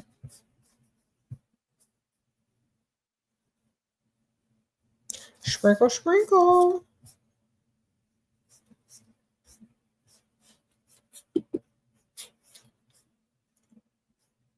All right.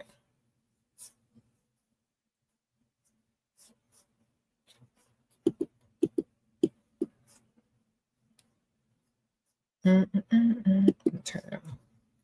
Oh, thank you.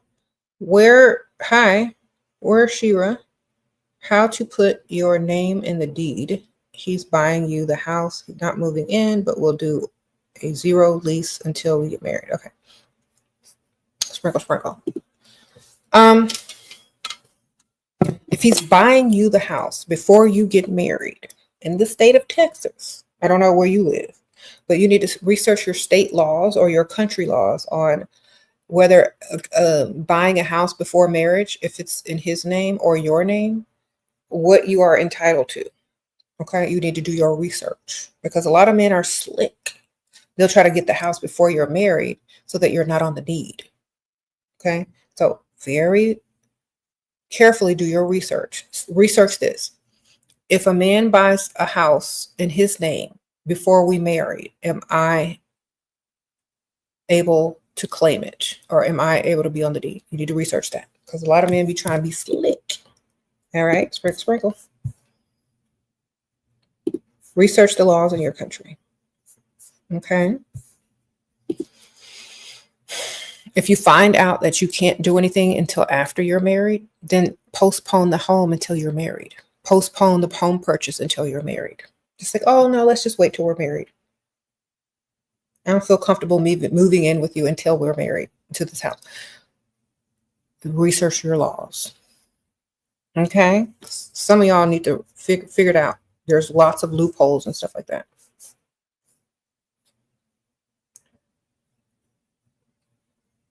You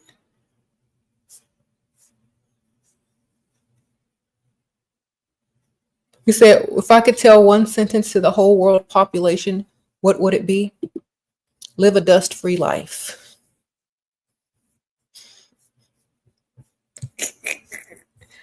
And that goes for anybody. Okay.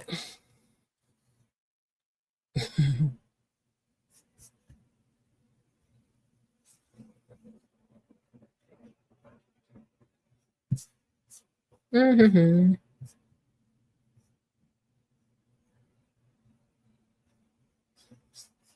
What is the best way to answer when a man asks you what your ideal man, if you could build a man physically and characteristics? Say he would be rich, number one. That's the first thing you need to say, that he would have money. Because what this man is doing is trying to find out if you like him for him or what he looks like, because he could be ugly.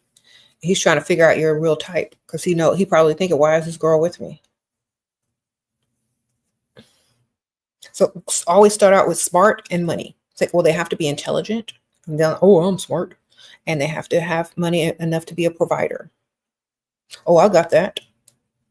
Well, what else physically? Oh, they just have to have good hygiene. Name all the basic crap. They just have to have good hygiene and then be well put together and just take good care of themselves. Say that. Don't mention no physical traits. That way, he's like, okay, I got money and I'm smart and I take showers and I take care of myself. He qualifies. If you start naming off stuff, he's going to get insecure and says, okay, I'm not really her type. So you just name some vague stuff and get your money. Okay, an option, undecided due to his status in NYC, playing the long game. He's caused fire, took insurance. Girl, you telling out his tea to keep you until July without escalating. Advice on staying protect while stalking. Just have another, you say you got options. I don't know. I can't really read this because I don't understand it 100%. But if you can't find his replacement, then give him false hope and possibly have, like, if you're afraid of things escalating, then move someone in that can be the buffer.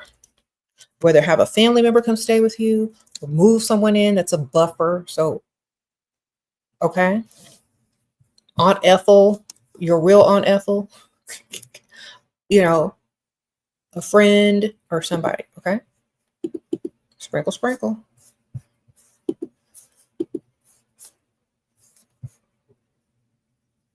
You said you can't stand men that ask stupid questions on dates. Your patience is low. Exactly. Like, what are you asking me these dumb questions for? I just want your money. You wasting your time, sir. Do you have some money? Basically, this is what women are thinking on dates, especially if they're trying to find a provider. I don't really care. Do you have money? Are you going to spend? I'll be more interested in you if you spend money. If I know you're going to spend money, my interest will peak. You see, if you're not getting that thumbs up that this man is going to spend, you're not going to waste your time investing in him for who he is. You're not even going to care about what he likes and what he don't like if you know he ain't spending money. You're not going to be interested in him past the point that you know he's a provider. If he doesn't give off provider vibes, if he's not providing, if he's not trying to impress you by providing for you, you don't even want to get to know him. Okay, because it's literally a waste of time getting to know someone who's not going to be there for very long.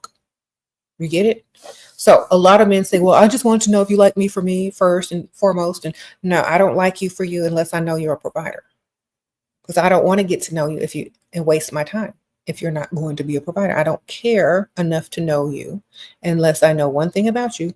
If you're providing, that means I don't need to waste any more of your time, sir. If you are 50-50 dude, if you're a Dusty, please go the other way. So a lot of women need to realize this. When y'all are on dates, women aren't going to open up to these men if they're not giving provider vibes. Okay, they're going to be guarded. They're going to be like, wishing this is over so they can call the other one that has more money and probably more generous. So you gotta, like, men need to start off with providing to get a woman's interest. Otherwise, they don't care. Especially women that have high value, know their value, and love themselves. They don't care to get to know you unless you're worth it. And that means you're a provider. So it's not a knight in shining armor. It's just a provider. Just a provider. The only job y'all have on this earth. Okay, it's not royalty. It's not fame. It's just provider. Okay. Y'all need to stop thinking a provider is a Disney Prince Charming.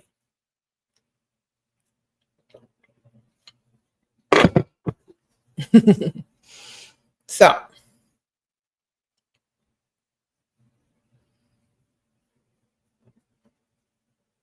sprinkle, sprinkle.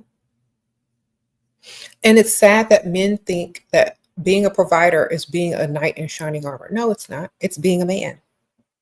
Otherwise, go get another man to be your partner. Okay? Maybe you looking for a knight in shining armor, sir.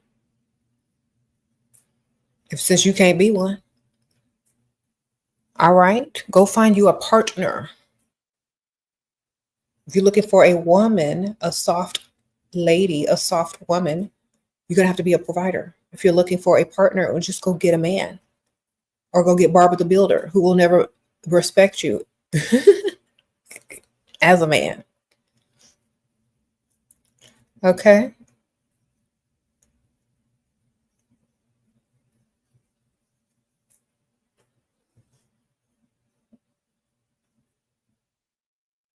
Mm-hmm.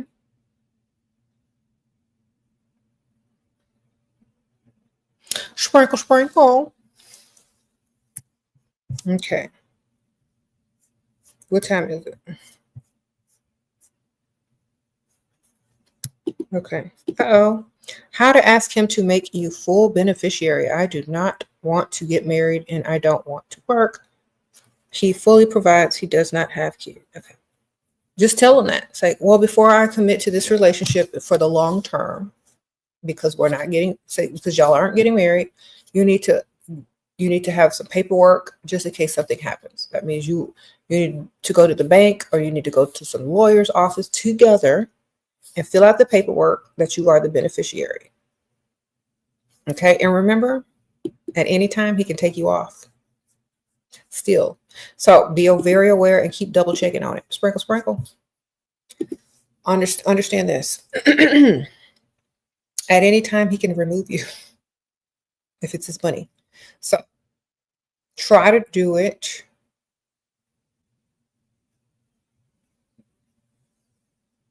And remember to keep checking on it if he does change it, just in case he changes it later. Just say you're not comfortable, you don't feel right. Just keep talking about it until he agrees to do it. Just keep nagging him about it. Okay. It's like, I don't feel comfortable. I don't feel right. I need some security. I need this. I need that. Just keep talking about it until he says, fine, let's go, let's go do this. And he takes you to the bank or to the lawyer. And keep checking up on it. Okay. Get all the information you need and call in and check up on it. Sprinkle, sprinkle. Okay.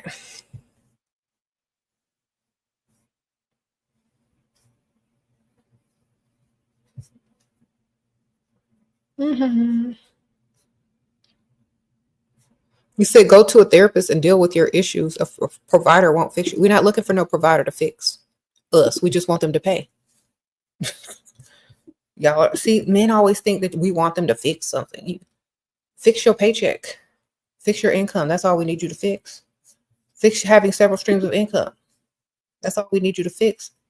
Your ability to earn higher. We don't need you to fix us. We good. Do your one job you put here to do. That's it. Mm-hmm.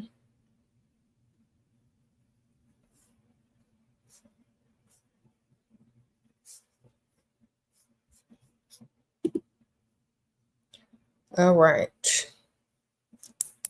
You see, the difference between a person like me and Pick Misha is we don't need you to fix us. We don't look for validation from you. We look for you to provide. If you can't do that, then there's nothing we need to talk about any further. You see, Pick Misha will sit there and entertain you, will trauma dump on you and trauma bond with your broke self and continue poverty cycle with you. But we ain't finna do that over here. If you ain't got no money, take your broke home back to your mama. That's the difference between women like me and Pick Misha. She don't care that you're dusty. Okay. She will make excuses for your dust. Over here, we ain't finna do all of that. Either you got it or you don't. Move along, sir. That's it. There's no negotiation. You don't qualify. You're not the target. So sorry for you. Okay. SheRaSeven, Dusties don't have provider fathers. Multi-generational dust is a curse. Exhibit Hotep King, Exhibit A. I know, and as many times as you try to explain it, it's like they can't understand it. It's like their DNA won't let them understand it for some reason. Like, what's wrong with your DNA that you can't learn? Sprinkle, sprinkle. Thank you, ma'am. Like, you don't qualify. You're not the target. Goodbye. All right. You said most people in generational dust too. Most people. Okay, so why would you want to continue the poverty cycle of 50-50? Why would you want to continue that, sir? Why don't you want to be better? Why don't you want to be better? That's our question. Why do you accept mediocrity? Why don't you want to do more? Why don't you want to impress women? Why do you want to do the bare minimum? Do you not believe in yourself? Do you not think you should have to do more? Do you think you're just supposed to be accepted as blah mediocrity? Do you think someone's going to get excited about that? No, nobody likes that. Okay, your mom might be pretending she's proud of you, but is she really? Can she go and brag on you, or does she got to go make up excuses about how you continue the cycle of poverty and dustiness? Okay. You said most people are average. So you're average or below average? Because I don't want to be most people. Okay. I strive to be better. See, the key word is strive. If you're always striving, you're not going to be average. If you're always striving, you're going to want to do better. If you accept your position as mediocre, average, and blah, then that's the type of woman you need to go find. The one that looks for that in a man. What kind of man do you want? An average, mediocre, blah, broke person to continue the poverty cycle with? Wonderful. Go have it. Why don't you strive for more? Okay. Why don't you think bigger? You said average is not bad. It's bad when it's coming from a Dusty because you ain't even average. You think average is below average to us. Our average is higher than you earn. You see, average starts to change. This dude over here want to be average. This dude over here wants the least. This dude over here wants you to lower your standards for that. He wants you to have an average. He wants you to be in an average school system. He wants you to have average children. He wants you to have 50-50. He wants you to clock in 9 months pregnant. This is what this dude is telling y'all. He wants you to go 50-50 with him because he can't do any better than average. He wants you to accept him at his worst because he don't want to do his best. He thinks he's a prize as average. He's an average person that just wants you to accept him in his mediocrity. He wants you to accept a mediocre lifestyle in a mediocre school system to raise in your mediocre everything and never want anything more because you should be happy with dust. That's what he wants for you. Okay. And let me tell you why they want that for you. Because they don't think you deserve better. Because they don't think they deserve better. They're in a cycle of self-hate and poverty mind. You don't deal with that. You see how it goes nowhere? He don't want you to level up. He don't want you to do better. And if you start doing better than him, he's going to try to drag you back down to his broke level. So what you need to do, get rid of dusty mentality, leave average men to find other average men or average pygmishas to deal with that dust and let them stay in that poverty cycle. Meanwhile, with all the technology that's out here and several streams of income and ways to make money, you need to find a man that thinks outside of the box, that wants to do more, that wants to reach higher, that wants to bring his generations out to the next level. You don't need to listen to average, dusty, generational, cursed, broke-minded, poverty cycle men. You want to level up, okay? Because this is exactly where they want to bring you back down to. And the dust demons are real, as you can see. Don't let them do it. We rebuke the dust demons. Sprinkle, sprinkle. Be gone, dust demon. Back to your below average poverty cycle. DL broke-mindedness.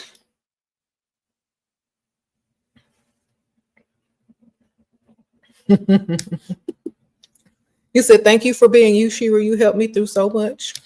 Thank you, Miss K. Sprinkle, sprinkle. I appreciate you.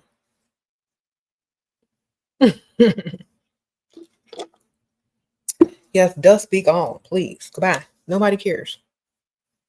Go tell somebody who won't believe your dustiness. Your dusty lies. Go tell somebody that thinks average is good. You know what, Dusty? You would make a perfect passport, bro.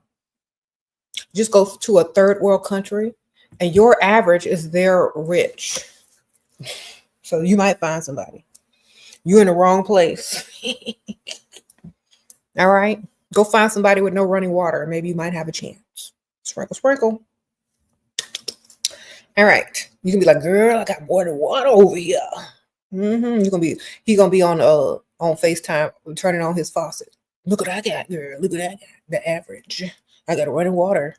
Why don't you go do that? Because that's all you got to offer is the bare minimum average if you pay your water bill. All right. Why don't you go be a passport bro? Why don't you go be on 90-Day Fiance? Find somebody that thinks your average is all that. Okay. Yeah, you said real women are overseas. Exactly. Real women that running water can impress. Go find them. Okay. Hot water too. Make sure you show them the steam. Okay. As soon as they get over here and see that everybody got running water, you gonna have to watch out because she's gonna be trying to level up too. All right. Once you get her over here and she see everybody got running water, your time is limited. Sprinkle, sprinkle.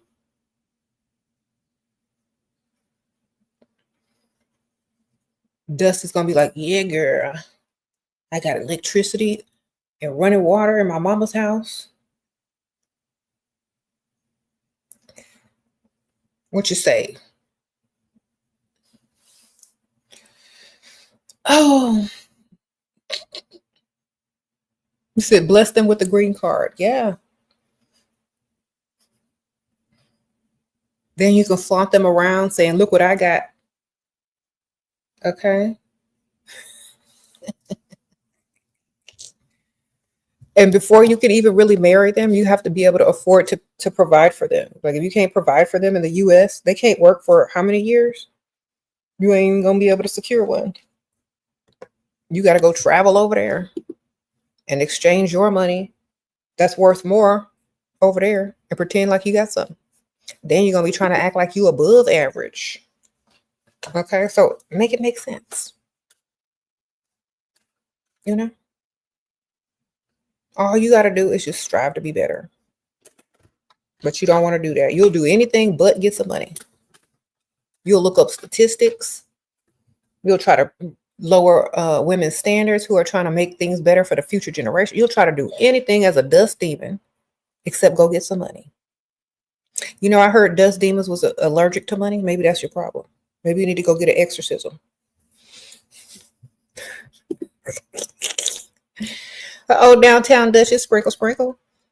An ancient Rome, a tribe called the Heruli had a practice. When a man became too old to fight or provide, he was put in a pile of wood and burned. Sprinkle, sprinkle. They need to bring that back. Sprinkle, sprinkle.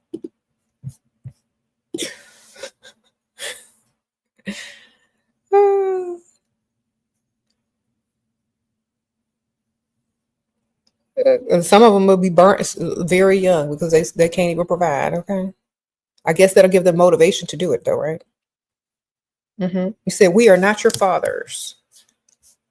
Y'all ain't nobody's fathers. Y'all somebody's Dusties. Okay. You are not a glucose guardian. You are not a sugar daddy. We already know that. You're probably not even the daddy to the illegitimate kids you have. So we already know that. We're not looking for a father. You're looking for a provider, which is what a man is supposed to be. If you don't think that you're supposed to be a provider, then you don't know what it is to be a man. And maybe your father forgot to teach you that. Okay? Because when a woman walks down the aisle to get married, her father gives her away to her husband to financially secure her. So if your intentions are never to marry, if your intentions are never to provide, then why don't you just go get a man?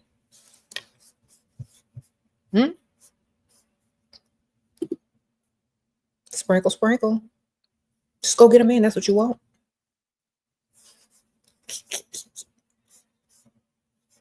All right. Wonderful. Go get you a partner.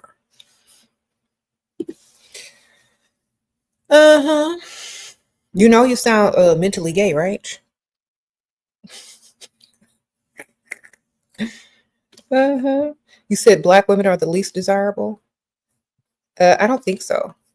I think black men are the least respected. You know why? Because they how they treat their women. And I see plenty of women that are desired and are black women. They just need to go where they're appreciated. Away from men that don't appreciate them. Okay. And your mom is the least desirable, sir. Your mother is the least desirable. But still, if black women were the least desirable, you wouldn't be on our channels. You'd be somewhere where, Becky and them were. You wouldn't still be on here trying to get our attention if you didn't desire our approval.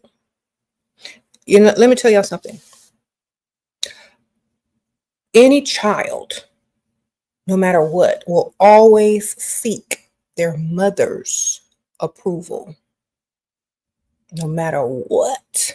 They will always be on a journey or a cycle to always seek their mother's approval, whether it's in the form of another woman that reminds her of his mother or his own mother.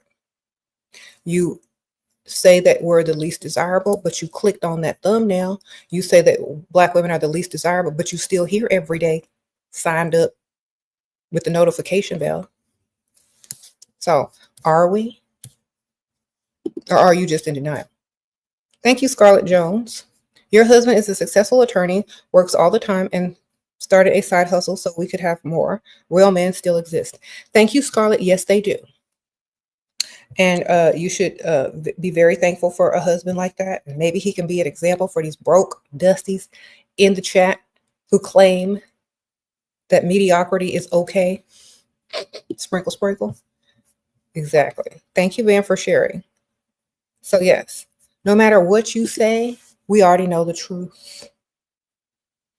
You still seek our approval every day. You're still up in our face every day.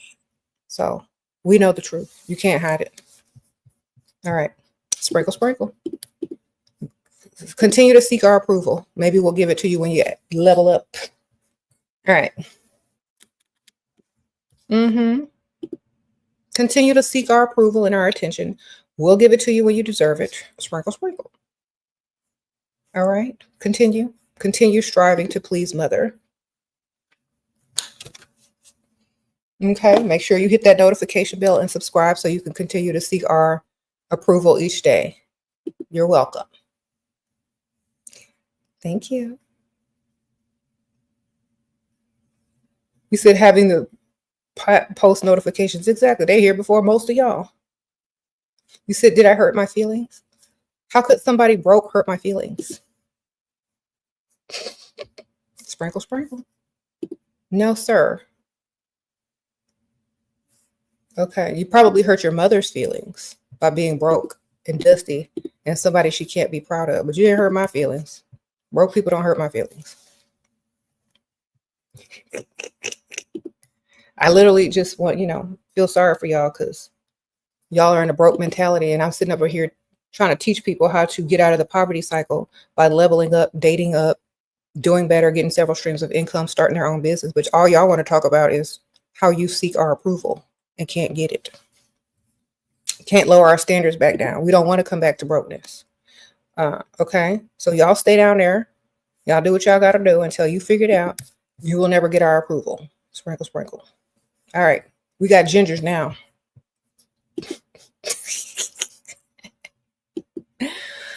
Everybody trying to pull them a hairy now. Where the gingers at?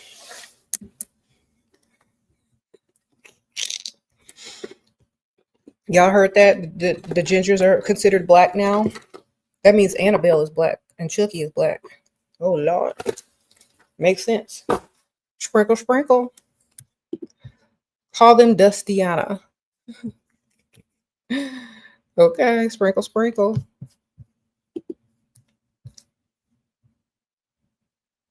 You said, why do successful men look for white women? Most people date within their own race. And a lot of people date interracially. My mom dated interracially. She married interracially. As so do a lot of people in my family. So I don't know. My cousin is married to a Caucasian millionaire. So I don't know what you're talking about. My life does not reflect your life. I have a bunch of women on my TikTok that I'm friends with who are married to successful white men. There's some married to successful black men as well, showing off all of their wealth. You know, those men that strived to be more than average, no matter what color they were. You're just not eligible. Okay? You are not successful. You wish you were successful. You're in here trying to talk to women that are way out of your league. Okay? The only women that will entertain you are the women you can actually afford. Sprinkle, sprinkle. Okay. You're a man in a woman's space arguing back and forth like a catty woman. You're on the DL. You would be gay for pay if the price was right. Why would I listen to you?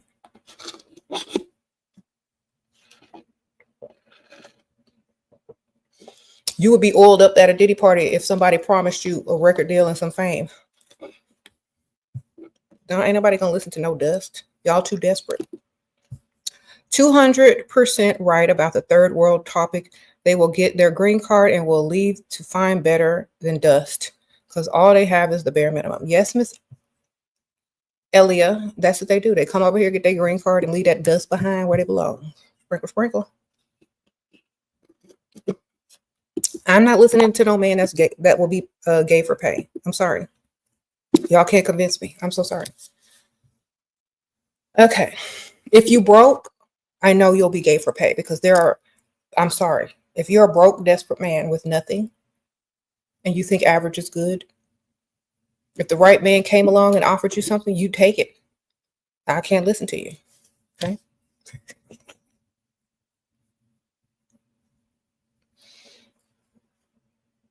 If you're already mentally gay, it only takes a certain amount of money to get you to already be physically gay for pay. You're already mentally gay. It don't take much convincing after that. Somebody offered you the right price and the right deal, you'd be like, hey, daddy. All right. So why would I listen to somebody broke? That's one step away of being gay for pay. Doesn't bother me.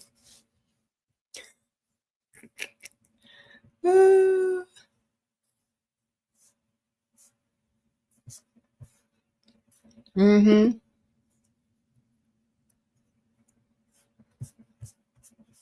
Sprinkle, sprinkle. And all of y'all are on the DL and one paycheck away from being gay for pay. So now what? You know what? We know a lot of gay guys, and they will tell us most of y'all claiming to be straight are on the DL. So what do you have to say about that?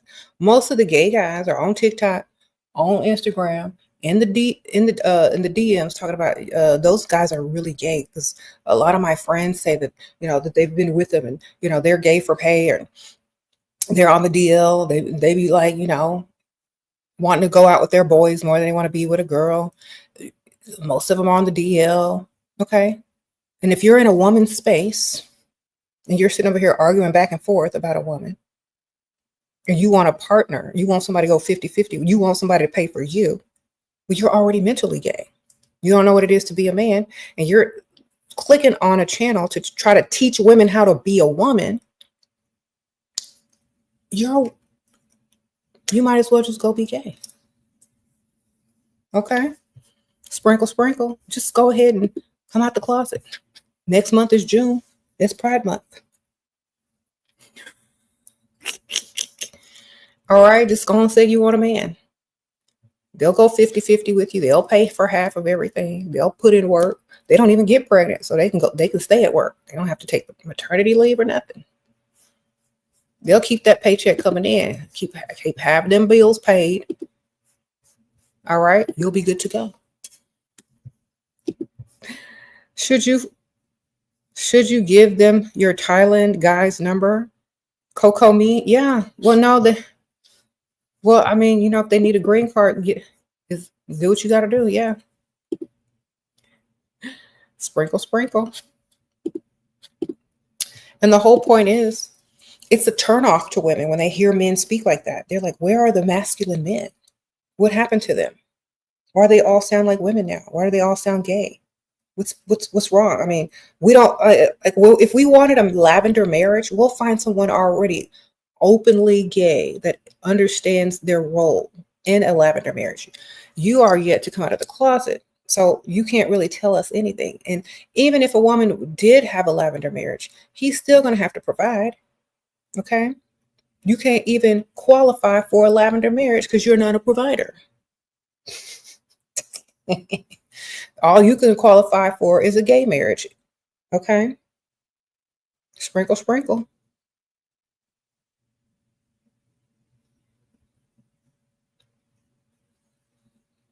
Let me tell you something. 2 average men can work and build each other out of poverty cycle. But an average man and a woman he plans to impregnate will stay in poverty cycle unless the woman works more than the man, which she usually does if she's a mother. So if you want to end poverty cycle and remain average, just be gay. Sprinkle, sprinkle as a man. That way you can stay average and build each other up as partners and have your money to go on vacation instead of spending on some kids. That's what you want. Because most of the time, if y'all get a woman pregnant, the first thing y'all do is run because y'all don't want kids. Why? Because you're gay and you want another man and you want a partner to build you up. So just go get one. Sprinkle, sprinkle. You cheated on your provider husband because he was abusive and a cheater. You found out, but he pays everything I want now, but he cries about it. Okay, well, as long as he can pay what you want, who cares? Sprinkle, sprinkle. Let him cry. Good for you.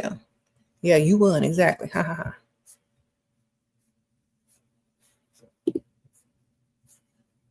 Mm-hmm. So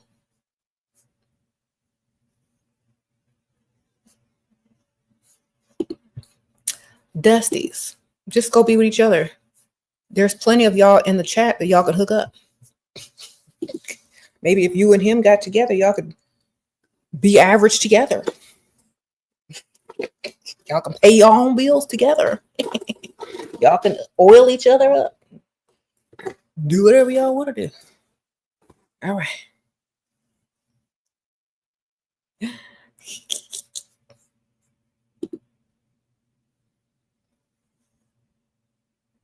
Mm-hmm.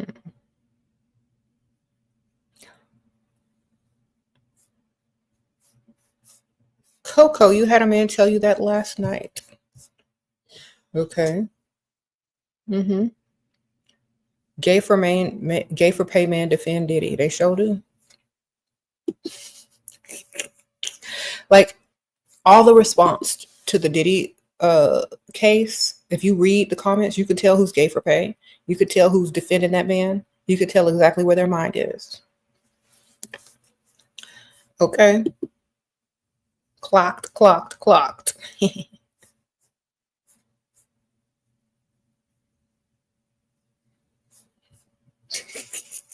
Thank you, Squeeze G. Sprinkle, sprinkle. Appreciate you.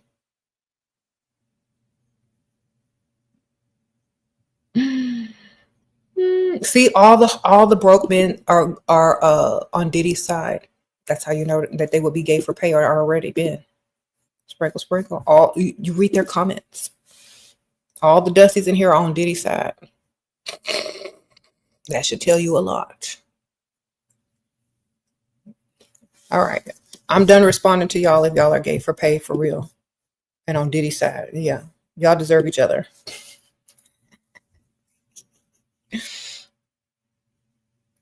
All right. Him and his Tootsie Roll. That like to watch other men. Yeah, y'all would be on his side now, wouldn't you? That's fine. You know what? You letting everybody know exactly who you are. We don't even need to investigate no more. Dirty DL Diddy lovers. All right. Sprinkle, sprinkle.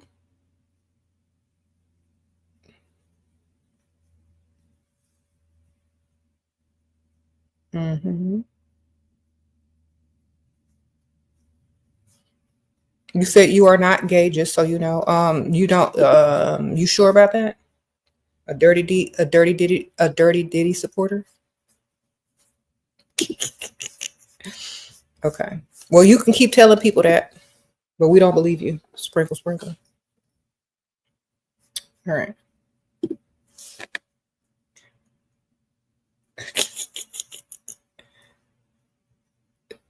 Look at all the download dirty ditty supporters in here. That's what I'm start calling y'all. The download dirty ditty supporters. The download dirty ditty dusties. How are y'all today? Uh-oh. The Coco Chanel sprinkle sprinkle. Is marriage worth it? Women happier single nowadays. Unless you got a full provider that is beneficial to you and likes you times 10, it ain't worth it. Okay? Sprinkle, sprinkle. Unless you got a full provider that likes you 10 times more, it ain't worth it. Sprinkle, sprinkle. Because if you're single, you can date more than one guy who's financially, generous to you. But if you get with a bum or a dusty or one of these dirty ditty supporters, you're going to regret it. Okay? So it's not worth it unless you find a man that's going to 100% support you, allow you to be who you are. You can start your own business, whatever. Be free to do whatever you want. But never marry a broke-minded man. Ever. Okay.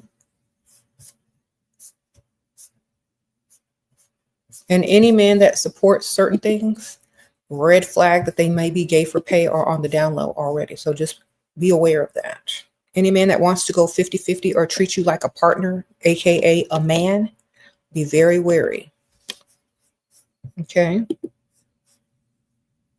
Sprinkle, sprinkle.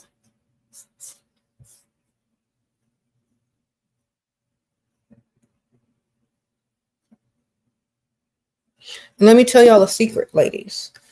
Down low men and gay men are not super attracted to very feminine women or women.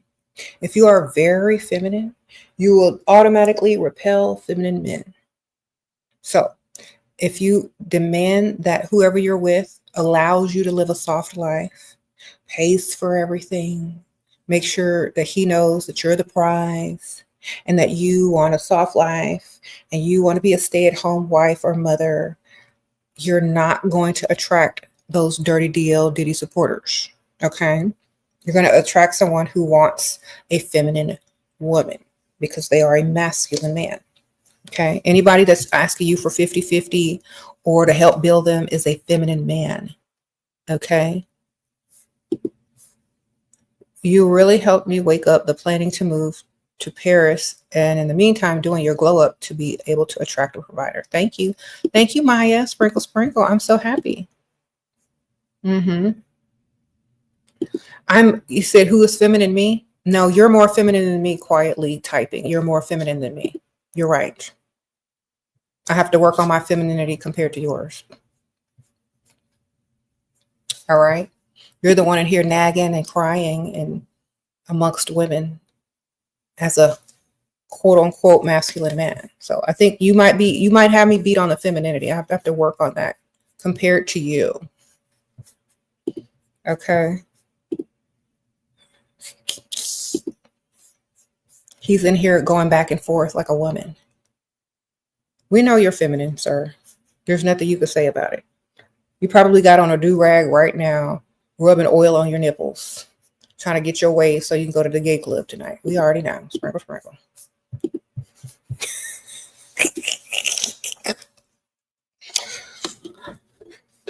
All right.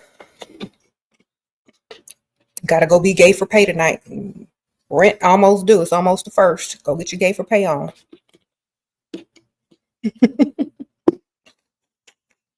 Look, the DL dudes around tax season term, they're trying to find Pick Misha so they can flip her taxes. When tax season is over, they go to the gay clubs and be gay for pay on the weekend before the rent is due. We already know. They come in here to boost themselves up to why they don't like women. They come in here and argue back and forth with women so they can get their gay mentality straight, which is an oxymoron. It's like, I hate women. Let me amp myself up so I go to this gay club tonight and get this gay for pay. I hate women. I hate women. Ugh. Women suck. They don't listen to me. They're undesirable. Da, da, da, da. I'm going to argue back and forth with some women so I can get my femininity up. So I go to this gay club and get gay for pay tonight.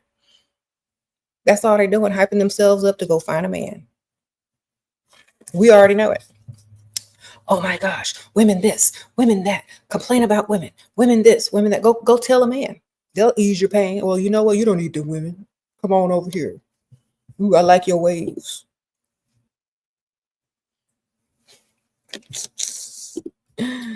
Okay, girl, stop. I'm laughing, Mike. You on a treadmill laughing, girl? Don't pee. Sprinkle, sprinkle. TL. Yeah, they in here arguing back and forth, getting prepared to go be gay for pay tonight at the gay club. We already know. Rent is due soon. Pick should have kicked you out by now. It's time to cross the line. Sprinkle, sprinkle. Make sure you know what, sir? Let me tell you something.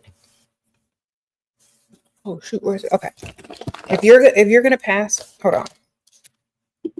Downtown Duchess, before you sold your house in Charleston, your neighbors were white married gay couple, and one was the wife and stayed home and did his artwork. Okay, sprinkle, sprinkle. That's so nice. You know, maybe these Dusties over here will never allow that. They're looking for a man to help them. They might want to be the wife. Okay, so let me help you out, Dusties. All right, Dusty. I'm gonna help you prepare for the gay club so you can get your money for rent. All right, so Dusties, this is how you do it. Okay, so you need to fill in your eyebrows. You need to pluck them and you need to draw them in. You need mascara.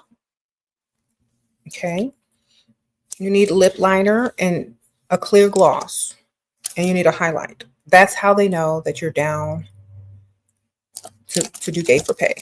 Okay. If you can even go to a straight club and wear makeup, and the gay guys will find you. If you're not there yet to go to the gay club, just wear makeup to the straight club and then the gay man will find you. Okay. So get you some mascara, get you some eyeliner. Make sure you line your beard up, or if you have a beard, real good. And the gay man will find you. You don't even have to seek them out. Okay. Sprinkle, sprinkle. All right.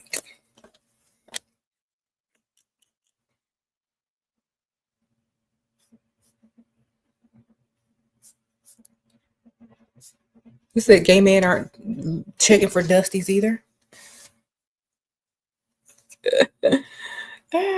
They got to go to the gay club to find them old gay dudes that's looking for a little tender, a little young tender gay for pay. If you act straight, it's more enticing for them to turn you out. So if you're gay, if you're on the DL and you're trying to be gay for pay, sir, if you act straight, more gay men that will have money will be attracted to you. So shout out to Shira and all the providers and hardworking. Thank you, D2. Sprinkle, sprinkle. Somebody said grinder. He said these men need to come out of the closet or go back in there. Either way, sprinkle, sprinkle.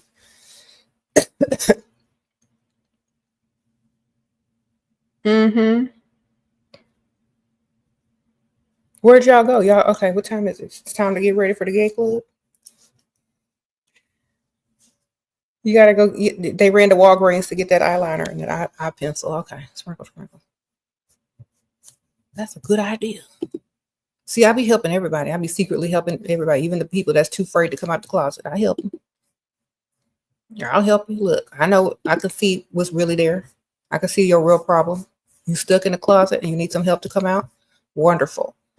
You're going to the straight club tonight, but you ain't looking for no woman. Okay. Put the makeup on. Sprinkle, sprinkle. What does it mean for a guy to have a lot of gay men on his Instagram like he doesn't follow them? Okay, that means he's been looking at them, baby. You know what? Whenever you look at something but you don't follow, your algorithm picks up on it and it suggests them to you. So you don't have to follow anybody. If you're looking at it and you're typing it in, your algorithm is going to say, okay, they look this up. Okay, they look this up. Let me suggest things that are similar. So if you're seeing lots of gay men on a man's social media and he's not following any of them, he's looking for them. The algorithm don't lie. Sprinkle, sprinkle. Your man is on the DL. He's a DL download Diddy supporter. Sprinkle, sprinkle.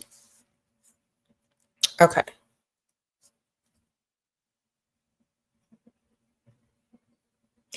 Yep. And ladies, if you want to protect yourself, don't sleep with these guys. They're all on the DL, especially the download Diddy supporting Dusties. If you get with a Dusty, your chances of catching a disease goes up super high because they're on the DL, especially if they've been to jail, prison, or if you know that they would be gay for pay because they broke. The broker you are, the more desperate you are. Okay? Just understand this. Desperate men do desperate things. I've seen it with my own eyes. Seen it. I've seen a straight guy turn gay for pay because money don't grow on trees. Sprinkle, sprinkle. And if your man is Dusty, if all he got is an air mattress and a video game, guaranteed 100%, he will be gay for pay. Sprinkle, sprinkle. And bring it back to you and roll on the mattress with you if he got something, if he catch something. Because, you know, very spontaneous, very animalistic, unprotected, Dusty, don't love themselves, don't like women, don't like themselves, desperate. They'll do anything. That's why you don't deal with them. Okay? Sprinkle, sprinkle. Love yourself more.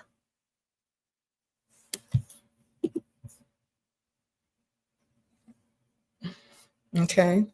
A Dusty man will pretend a man, it's a Dusty DL man. If a gay man with some juicy lips come up to him and talking about, she don't know what she doing. He gonna like, well, show me. A Dusty man will either be gay for no pay. Okay, sprinkle, sprinkle.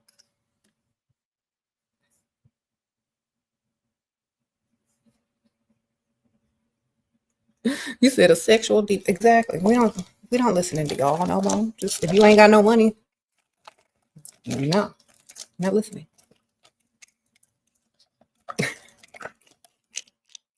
You said you just hit and quit? Yeah, we could tell. We could tell you hit and quit men. Because you still in the closet. Okay. Twan over there calling you, blowing up your phone, and you blocking Twan's number. That ain't right. Twan has feelings too.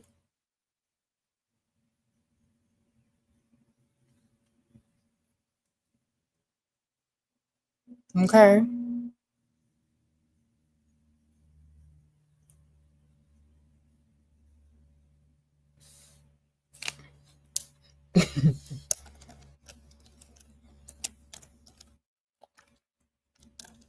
You always say only gay men talk back and argue. Sassy men.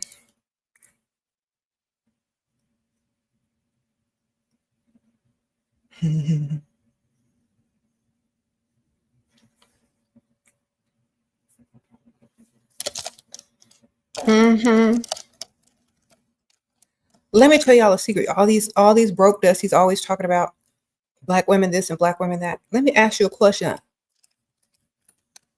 Dirty DL, download Diddy supporters. Why is it that you are the face of gay? No offense to the LGBTQ, but let me ask y'all, why are y'all the face of gay? Why is there a black dirty download Diddy supporter always the face of gay?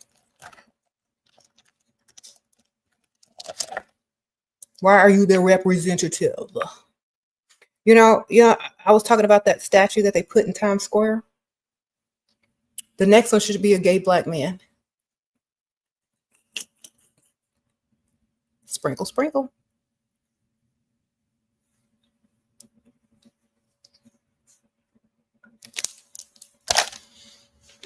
All right.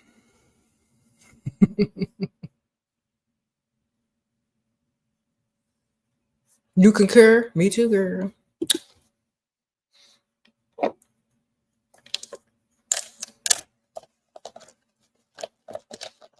Mm-hmm.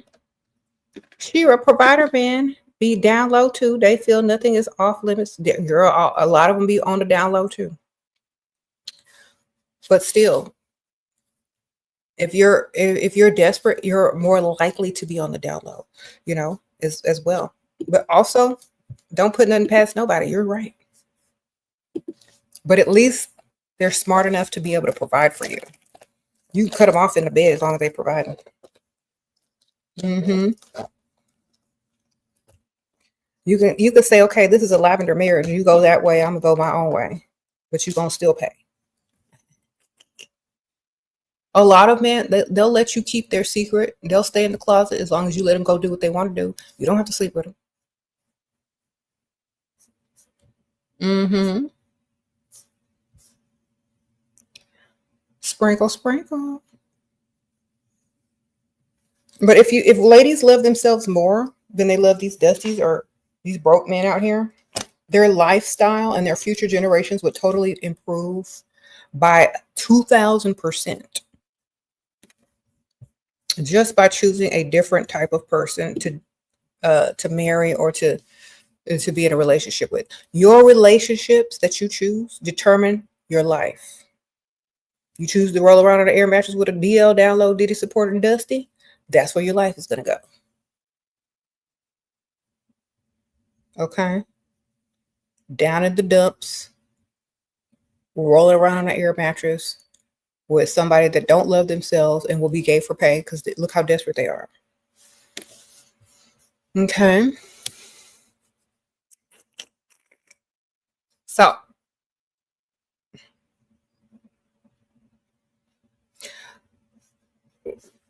what if guy always texts you, then texts back, and he ghosts you?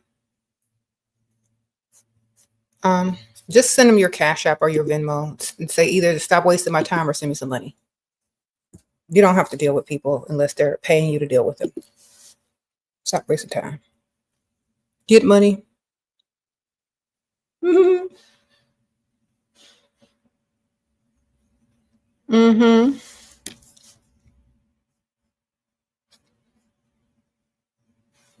Sprinkle, sprinkle.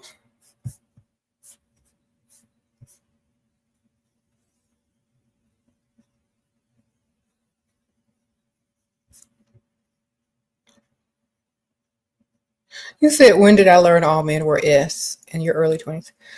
Not all men are S, but I did learn that a lot of men are animalistic. Okay. And less evolved. And in order to benefit from them, they got to like you a lot more. That's what I learned. Sprinkle, sprinkle.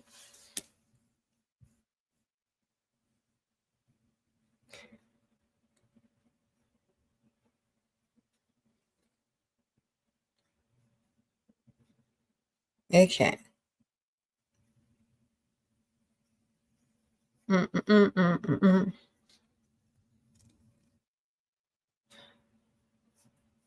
said biological nature.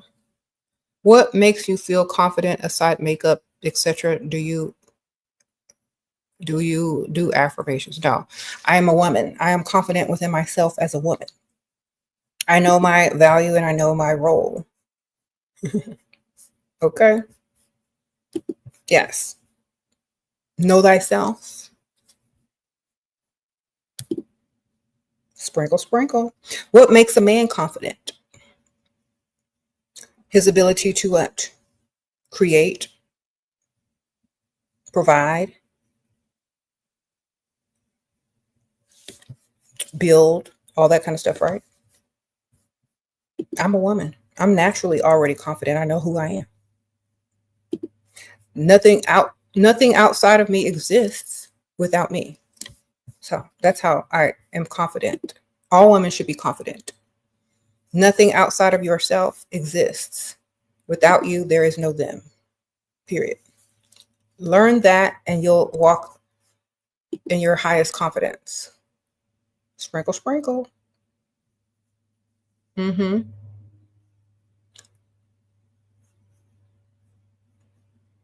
You said Black women lead in HIV. That's because all their dusties are on the DL.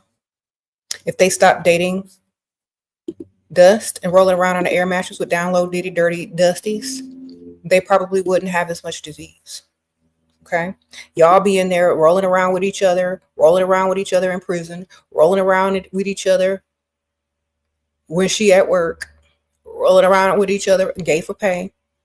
And then y'all want to blame women for that? Where did they get it from? Not each other. Who did they get it from? Download, ditty, dirty, dusty supporters. Okay. Perhaps you need to look in the mirror. Okay. I think a lot of people don't realize that. They're always pointing a finger at women when they the one that rolled around on an air mattress or in the prison cell with their cellmate and went home and gave it to Pygmisha. Mm-hmm. Sprinkle, sprinkle. It's lots of broke, dusty. Yeah. Well, if you're okay, the whole thing is about loving yourself more. If you love yourself more, you're not going to roll around on an air mattress with nothing broke on the down low or whatever. You're going to protect yourself. You're going to love yourself. You're going to demand the most out of any situation. And you're only going to be able to benefit from people that you're dealing with. Most people don't love themselves. They love other people more than they love themselves. They love attention. They love approval. They seek, everything outside of themselves. That's why they end up how they end up. And I'm not saying it's good or bad. I'm saying it is what it is. If more women held themselves with higher standards and didn't date broke dust, there would be much better situations going on. Okay. So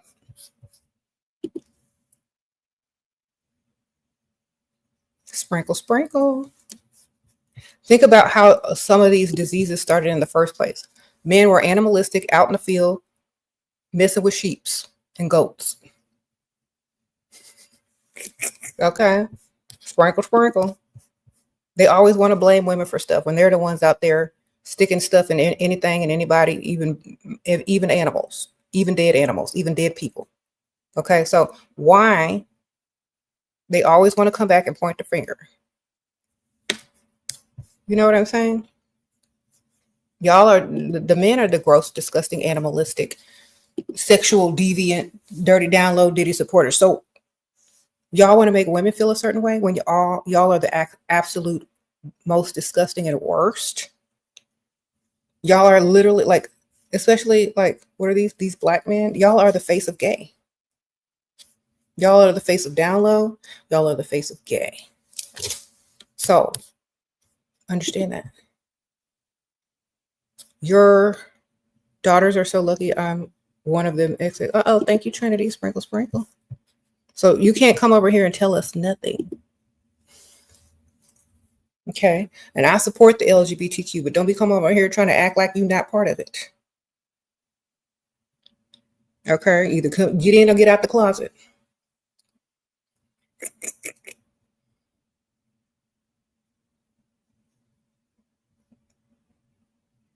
Mm-hmm.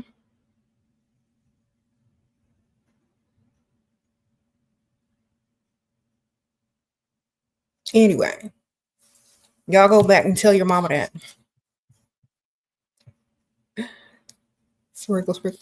All these men playing tit for tat. We are not your competition. You know who your competition is? Men with money. That's your competition. We are not here to argue with you. We are not here to play tit for tat. Why don't you go somewhere where there's a real challenge, like how to get several streams of income? Why don't you go somewhere where somebody actually has some money and some tips to teach you on how to become a man? Y'all over here crying, talking trash, being sad, looking for our approval, We're not your competition. We never were. Your competition is somebody you can't even compete with. That's why you over here. You don't want to look in the mirror. You don't want to look in the mirror. Your competition is someone you can't compete with. So you try to come over here and you still can't compete with women. How does that make you feel? You can't even compete with a woman anymore. You can't even compete with a woman anymore. How does that make you feel? Why don't you go find your real competition and see what you can do over there? Mm-hmm.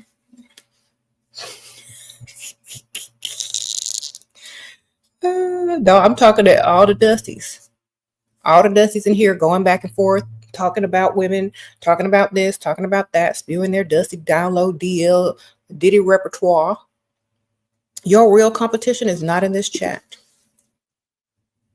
Okay? I promise you. Even though we are way better than y'all, even though you think we're your competition because we can outdo you, we are not your real competition. Okay? Just letting y'all know.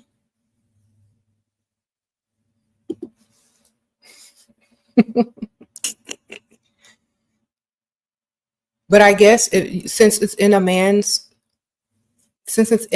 nature to want to compete, and you can't compete against your real competition, you got to come over here and compete with women. Wonderful. I'm glad we can help you with that feeling of less than. Shira, thank you. Your provider is buying you a puppy. Okay, ma'am. Sprinkle, sprinkle. What you gonna name it? You said conversations about money trigger them. It sure does. Conversations about money, accountability, providing, being a man trigger Dusties because they can't figure out how to do any of them. And so they want to compete with you to argue with you as why they shouldn't have to be men. You don't have to be a man. You could transition at any time. You can be feminine as you want to be. If you think we're your competition, then welcome, hunty. Okay. But if you are a grown, able-bodied, straight man, we are not your competition.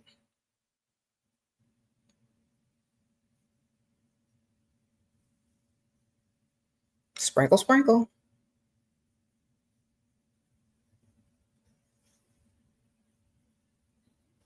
They mad even though the Matrix only caters to men, they still can't get. Yeah, if you in a world that is patriarchal and built for men to be successful, but you still over here competing with women. You're supposed to compete with other men.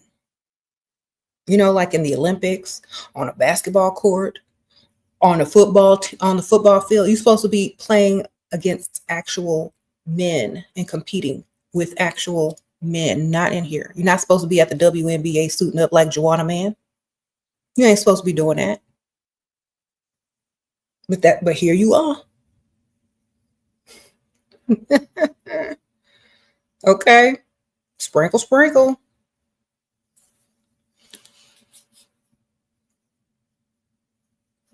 Okay. Somebody got to tell him. Somebody got to tell him. He might redirect you. Go get you some real competition, sir.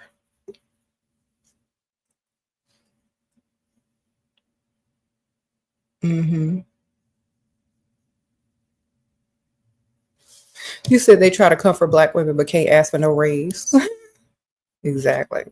Can't find another stream of income for doing anything but get some more money. Okay.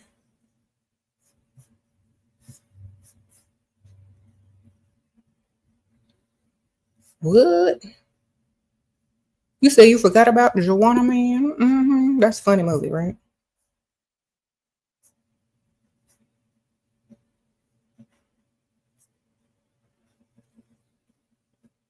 Okay. Anyway, you said she was on fire with the comeback. Look, we don't care about what the broke dudes are saying. They think we're their competition, girl. Sadly, we are not. We are already outdone them. Their real competition is running circles around them already. Now they trying to come over here and pretend like we're competition. We run in circles around you too. What's next? Where you gonna go after this? You gonna be somewhere arguing with kids?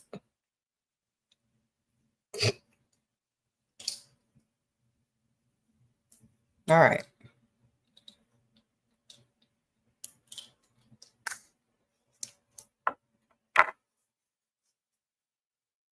You said, dang, it's kind of sad and pathetic. I know.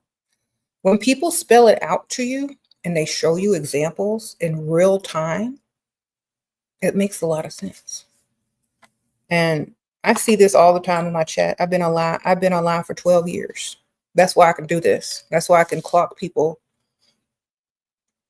and tell people I know their deal, you know.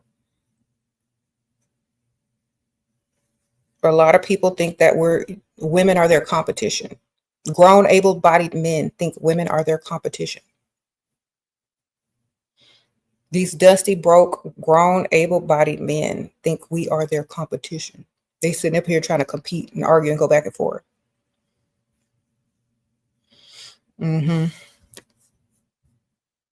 That's why every representation that you see of yourself, sadly, is not what it should be. You said only Dusties think. Yeah, I'm only talking to Dusties. The only dudes in here are Dusty. The ones that are arguing back, the ones that are going tit for tat, the ones that are in here supporting Diddy, talking about, oh, Diddy, Diddy, Diddy, Diddy. We know what you are. We know who you are. And we don't need to argue with you. We are not your competition. If you think we're your competition, then we know something about you already. You really embarrassed yourself in front of a provider guy and you liked how to let go of that embarrassment. It's been a week, still haunts me. I haven't talked since. How did you embarrass yourself? You should just own up to it and laugh about it and get over it. You know, if he doesn't talk to you, then, you know, he doesn't want to chase you. Just let it go and start over with somebody else. If he calls you, just laugh about it and don't be embarrassed, whatever it was. I don't know what it was. You didn't give me no details. Okay. Y'all say what you did. I got to go take a little break. I'm going to put my my sprinkle guidelines because I can't find another video yet. But yeah, okay. Get you some dating guidelines. Hi, Sprinkle. Welcome to the channel. I'm SheRaSeven, and we're going to be going over some guidelines today for when you go out on a date. So, first guideline is make sure your date is taking you to somewhere nice in the nice area of town, preferably where there's valet parking. Because if you're going to have on a beautiful outfit, a beautiful dress, and some heels, you don't need to be walking through any parking lot, getting your hair messed up, messing up your heels and things like that. So preferably somewhere with valet parking is the type of place that should be suggested on a date. Sprinkle. Another thing that I suggest when dating is wear something fabulous. Wear something that he's always going to remember. Wear something that's going to turn heads. Okay.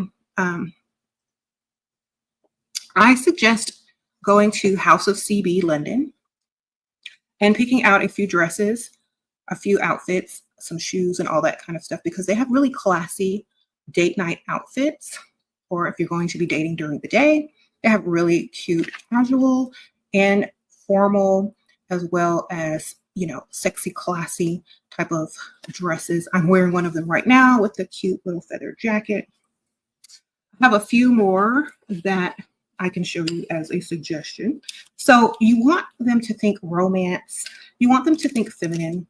So you should pick something with, you know, a feminine color, a feminine pattern, and just to get them thinking about romance. So rose pattern is really pretty. This beautiful dress with a little velvet rose burnout, and it has like a bralette on the inside and this little draping part over the top. So it's just a little peak of cleavage. It's a midi dress, so it goes like a little bit past your knee. It's very like flowy, but still fitted.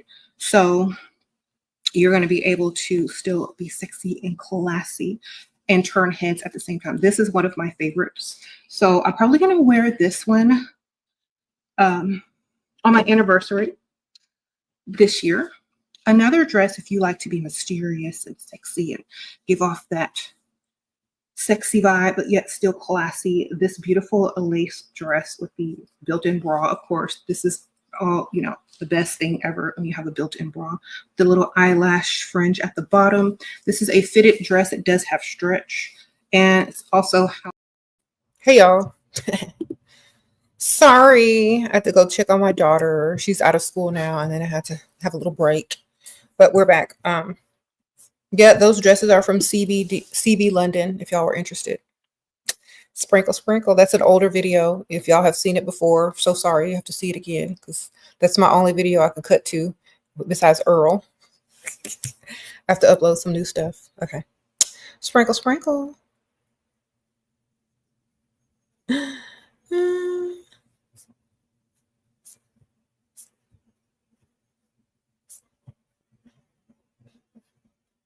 You know, a Dusty's would wish that I would come up here and teach women to settle for dust. Could you imagine the world if I actually came up here to teach women to settle for the least? Ladies, girl, help that man reach his full potential. Lift him up. Build him up. Build that king up. Help him.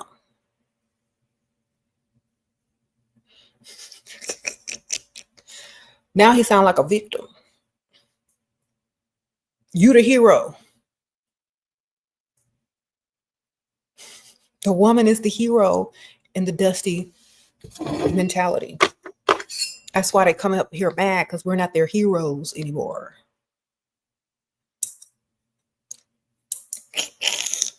Now they mad at us for looking for a knight in shining armor.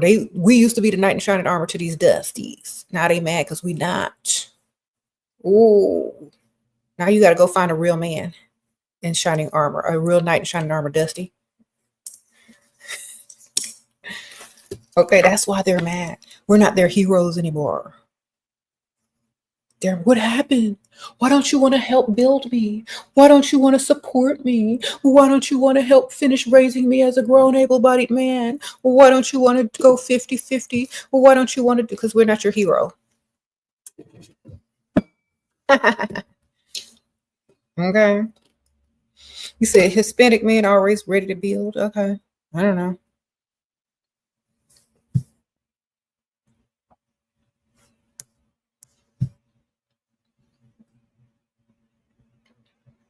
What is my opinion on fairy tale princesses or prince, the fantasy of being saved?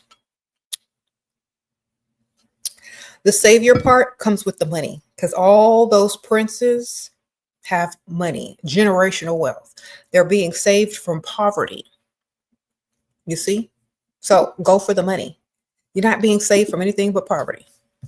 All right? Date up. Date up. All the Disney princesses, except for Jasmine. But at least he had a magic genie. They dated royalty. They dated up. Most of them didn't start off as princesses until they dated up. The moral of the story is it's not to be saved. It's to date up. Strive for the best, not the worst. You don't ever see no Disney princess movie except for Princess and the Frog striving for the worst. Now, do ya? And y'all know why. So strive for higher. The savior is not the actual person. It's their money. Sprinkle, sprinkle. Mm-hmm.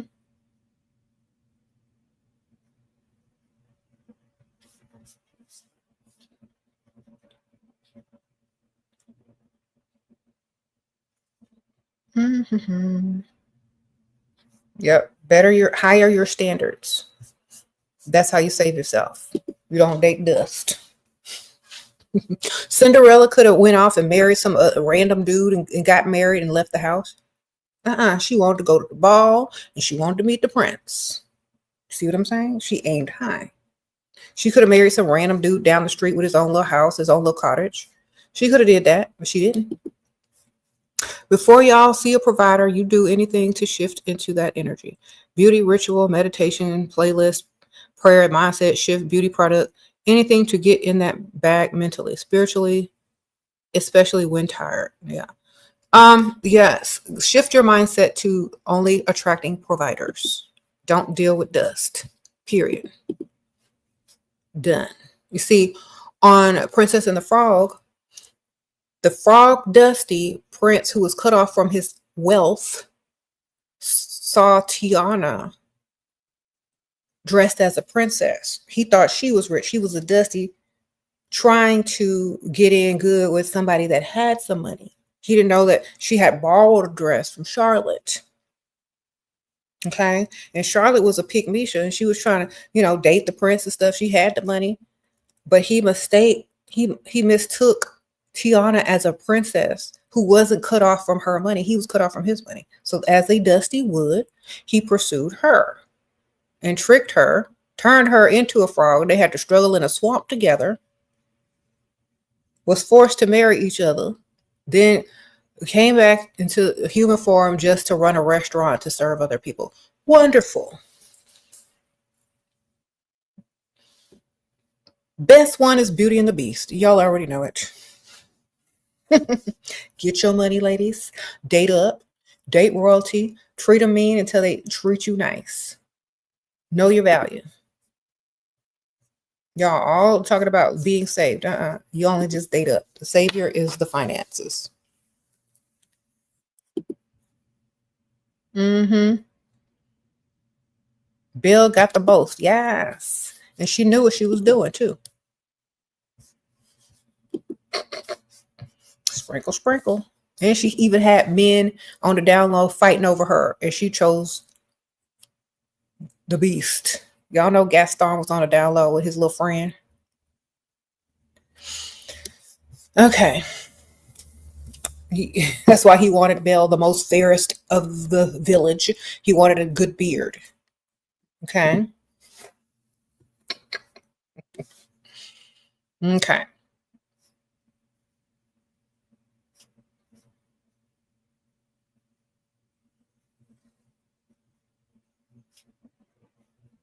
What's my second favorite Disney movie? Let me think. That's a good question. So I like Beauty and the Beast because that's a really good one. I like Sleeping Beauty because I like Sleeping Beauty because she was just like, okay, well, I'm just gonna go be raised by these little fairies.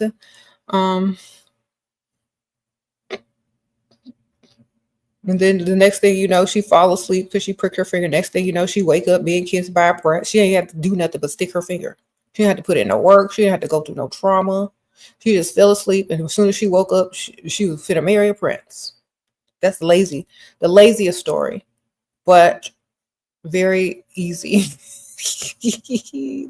Before Beauty and the Beast came out, Sleeping Beauty was my favorite because she didn't have to put in no work. She just woke up. I got a prince. Okay. Sprinkle, sprinkle.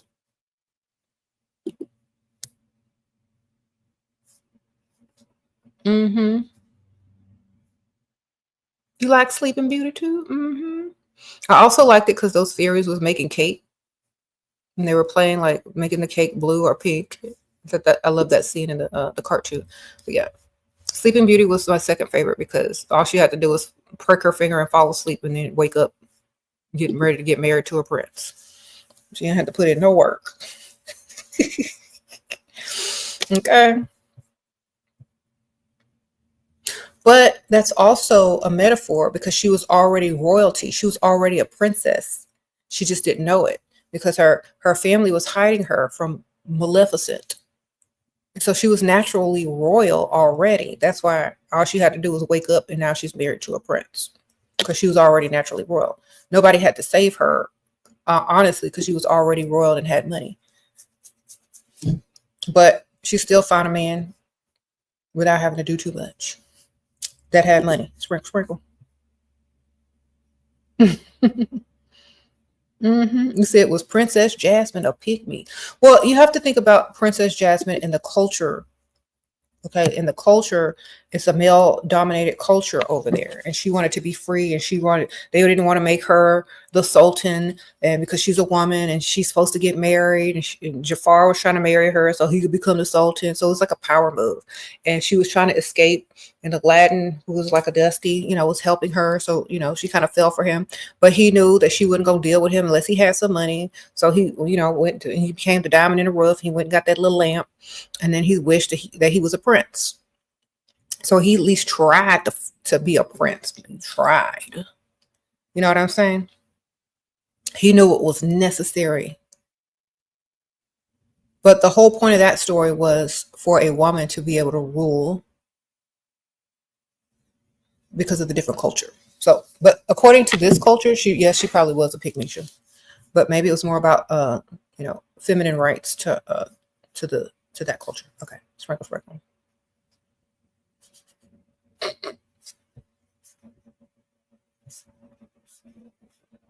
You said, was Ariel a pygmy?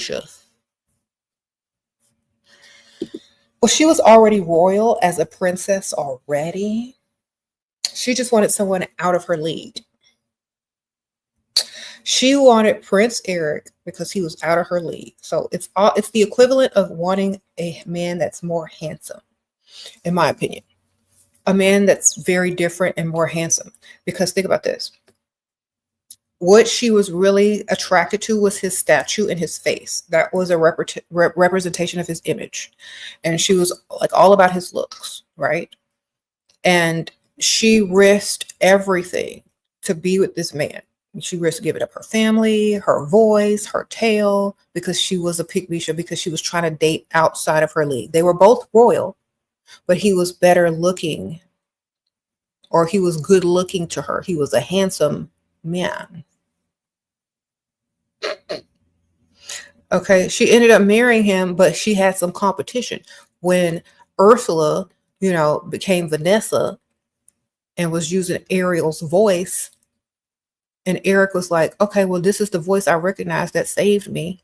See, because like Ariel saved him because she took on the role of the masculine by saving him because she thought he was cute. He was out of her league. She had to go get a spell from Ursula, do all this stuff. So basically, she was dating out of her league, and she took on the masculine role, and she was chasing behind Eric. She was doing all of this. She was doing all of that. So yes, she was a pygmy, dating out of her league. Even though she did get to marry him, it took a lot of work. Okay.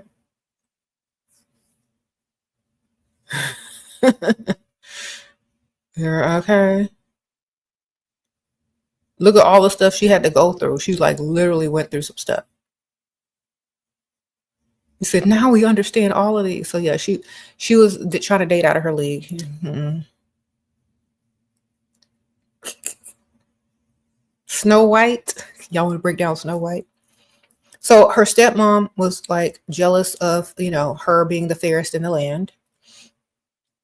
So she was jealous of her youth and her beauty. And Snow White, she was just singing at the water well. And then a prince was singing to her too. Okay. And they fell in love immediately. But the stepmom was jealous and was like, go kill her because I got to be the best looking one, period. And she ran away and went to go live with 7 dwarves. 7 Dusties. And she was living with these dudes, cleaning up for them, being their maid, all this kind of stuff. She had to run away from home because she had a bad childhood. So she ran and got with the series of men that would take her in, and she cooked and cleaned for them, even though they would treat her like they was crazy. One of them was dumb. One of them was mean. One of them, okay. And then finally, she got poisoned by the apple because, she trusts too easily because she's stupid. That's why she ended up with all them Dusties, because she's too nice and she's trust too much. So she ate that apple. She fell into a coma. The Dusties were perverts. That's why they put her in a glass casket instead of burying her.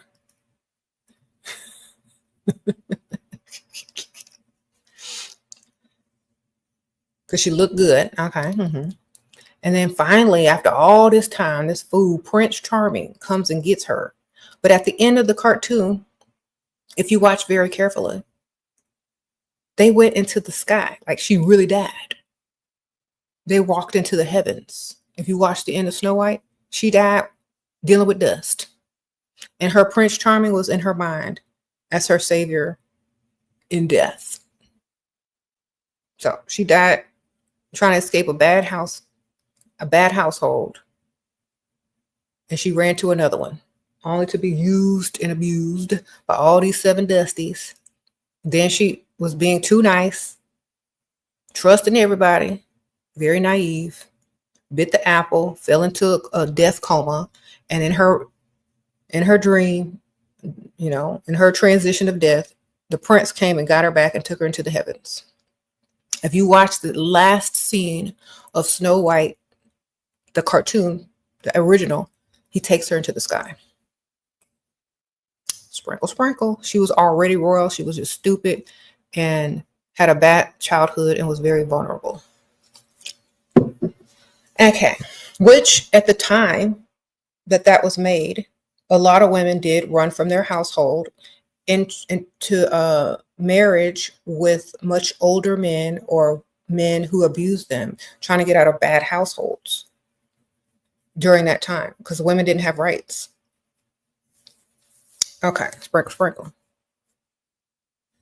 Yeah, the tales are really dark. You said, how about Shrek?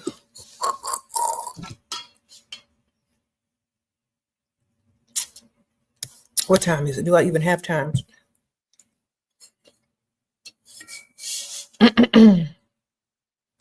So Shrek never saved Fiona. That's number 1.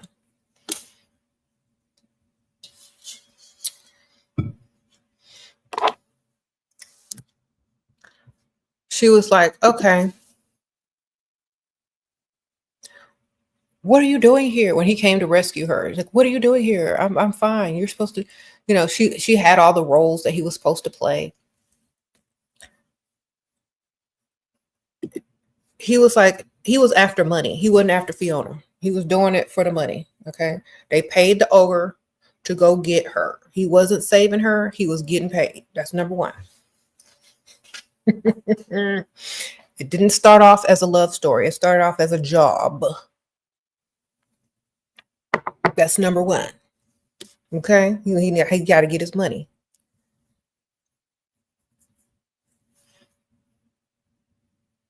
Then when he realized she had a little secret, he found out the truth, he felt good enough for her because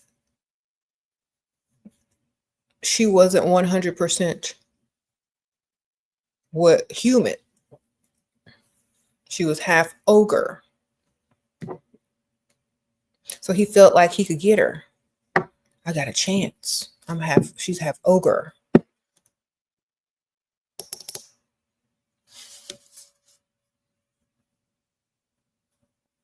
You said the Rumpelstiltskin was your favorite? She became a pig bisha. Okay, so the guy that he was supposed, the Lord Farquaad, who he was supposed to deliver Fiona to, was an ugly, short man. And he knew that if Fiona was found out to be an ogre, that they would probably kill her because they kill ogres, right? So this could have been something surrounding race. This could have been like, half ethnicities. This could have been something like that. That's why they made him green. Okay. So he found out, okay, well, this and that. So he wanted Fiona for himself. And only true love's kiss can break the spell. And so since Lord Farquaad didn't really love her, he just wanted a princess, any princess, for the status. Shrek loved her. So when he kissed her, he brought her to full ogre. Dusty love. So it's literally the equivalent of settling down with the dust. They're going to take you down to the dust with them. So then they started to live in a swamp instead of a castle. So the Shrek is a version of Dusty love. That's why Shrek 2, 3, and 4 is all about trying to get to the castle, trying to get some money, trying to do this, trying to do that. And even in the last one, Fiona still ended up in a swamp. Because she and her Dusty. Okay, sprinkle, sprinkle. So Shrek was the Dusty love. Okay, sprinkle, sprinkle.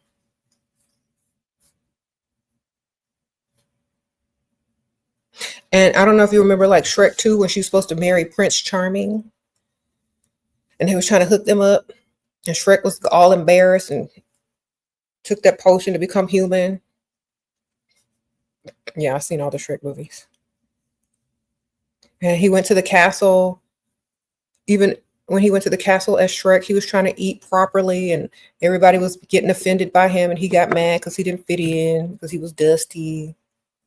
You know, so it's like a class thing. So they just went back to the swamp. So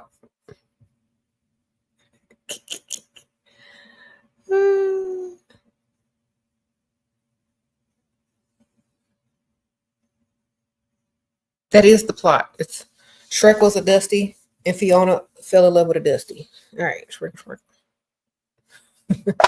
Basically. You said Alice in Wonderland. Oh my gosh.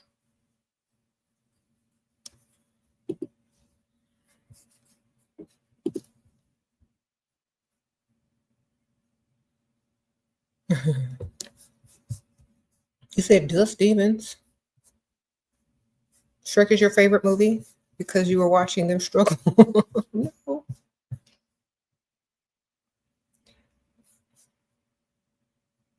Well, okay, here's my thing. They got to make movies for everybody. They can't make movies just for gold diggers. They can't make movies just for broke people.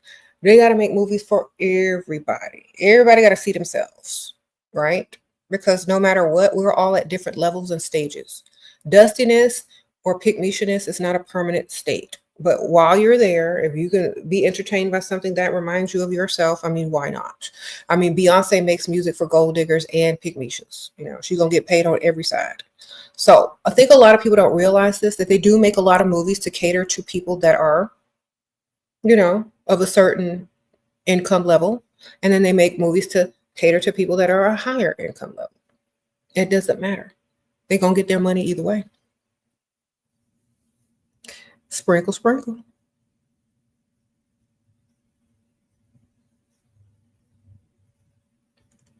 Mm-mm.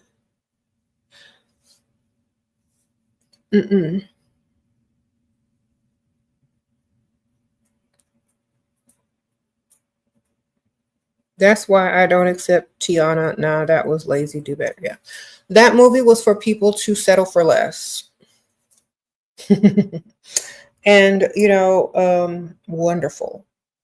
I didn't like the ending of that. I thought it was, I didn't even like, you know, the only thing that I liked about Princess and the Frog, that it was set in New Orleans.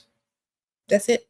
The only thing I liked about Tiana and Princess and the Frog was that it was set in New Orleans. That's the only thing I liked.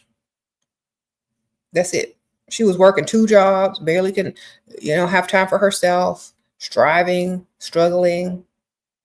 All of a sudden something happens. She can't get her dream. Now she gets tricked by some Dusty, turns into a frog, has to survive in the swamp with some Dusty. I mean, who would want, I know it was representation, but what was the story? To struggle with dust? No, thank you.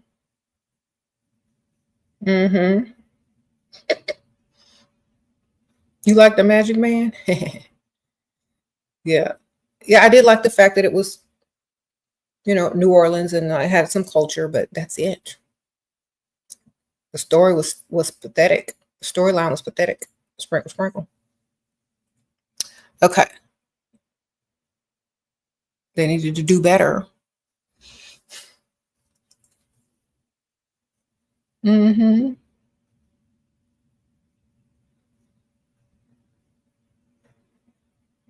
Was he a provider, though? The frog that was cut off from his family as a prince had been cut off from his family, remember? He had to find a rich woman. That's why he... Oh, you're talking about Princess and the Frog? Yeah, he was cut off from his family's money, so he didn't have no money. All right. Mm-hmm. And was looking for a woman with a rich daddy. Exactly, see? Dust. Okay. You said he paid for her restaurant. No, he didn't.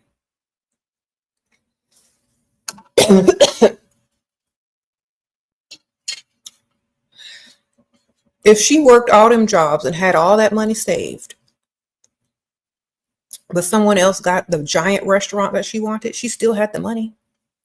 So when she turned back into human, she went and got her money and bought her a smaller restaurant with her money. Mm-hmm.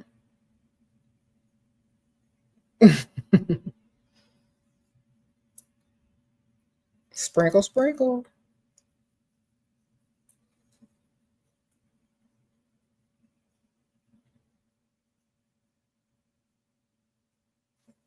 Anyway, yeah.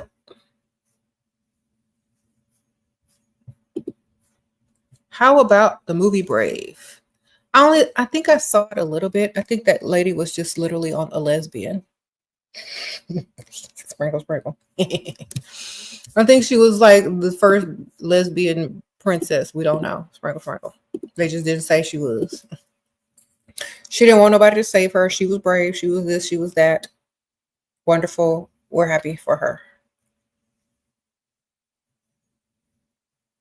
Okay.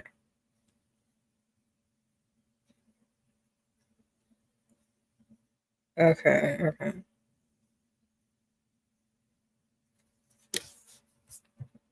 Yeah, I watched all the Disney movies. I was like breaking them down.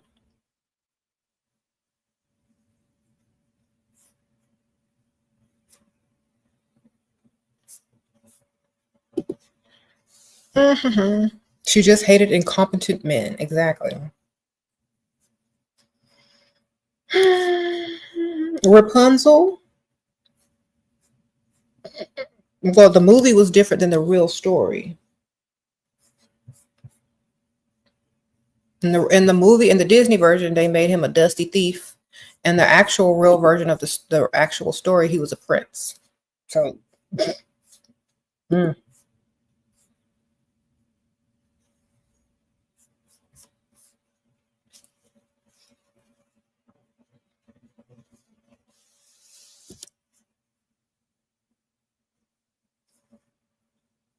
What? What about who? What about Cinderella? Okay, she was trying to maintain her house. She was trying to hold on to her house after these step people had moved in and her daddy died. She was trying to hold on to that little bit of wealth that was she was entitled to. When she was sick and tired of being sick and tired, she said, I got to go level up. Let me go to this ball. Let me get this prince. And she leveled up all the way. How much should he spend on you before you give him your Insta? He always wants to call and talk and get pics. I'm so disgusted. I just want the money. First of all, you need to have a fake Instagram that you give to people that you don't want to really know who you are. That's number one. So go ahead and make your little fake one. Put the little cats on there. Put the little food on there. You know, make you a fake Instagram. Put some pictures of you there, like holding a flower with a cardigan on or something. Put that on there, okay? Don't give them your real one. And don't follow yourself. That's number one. Number two, you give him decent face pics. That's it. After he cash asks you. Sprinkle, sprinkle. Y'all be doing too much. Get you a fake Instagram, not a real one. They don't need to be following you on the real Instagram. They need to be following that fake one. Sprinkle, sprinkle.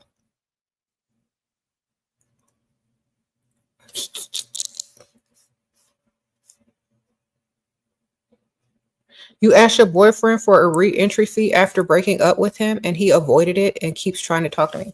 I hope you keep sending him that Cash App request. Keep sending it. Keep sending it. Don't talk to him. Cash App, Venmo. Cash App, Venmo. He'll start paying if you want to start talking. The longer he waits, the less his chance is to be taken back. Just keep sending the apps for him to pay. Mm-hmm.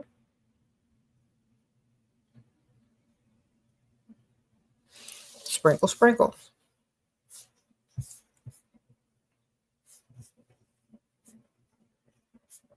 Mm-hmm, mm-hmm.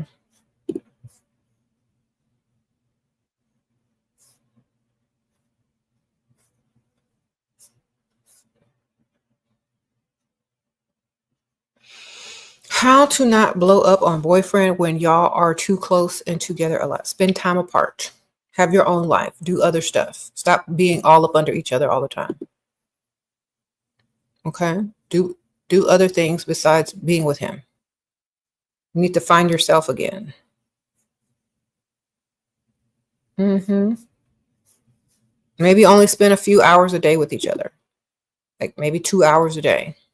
Otherwise, you can be in the same house and doing other stuff. You don't always have to be up under each other. Mm-hmm.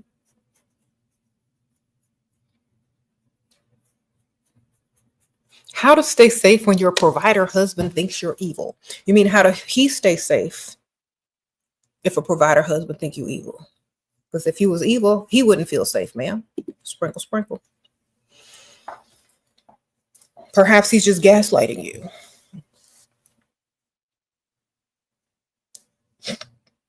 He should be scared for his life if you're the evil one. Isn't that right? Maybe you ain't evil enough. Get to it. Show him what evil is.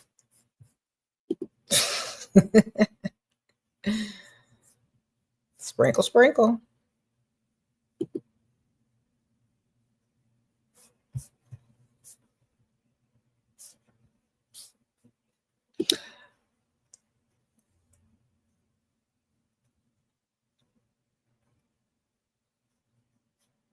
Mm-hmm. Look, we scared all the Dusties away. Most of them, anyway. The ones still arguing here, they're trying to get tips and clues on how to be more feminine. So when they go out to the club tonight, they can get them a man. Mm-hmm. Let me get in here with a bunch of women so I can see how they talk. Maybe I could pull me a man tonight. That's what these guys in here are doing. They're just studying y'all. Okay. Since we're their competition, the only thing that you can compete with us for is another man. There ain't no other competition nowhere else. If you're in here competing with women, you're competing for men. You're in here competing with women. As men, you are competing for a man. Remember that.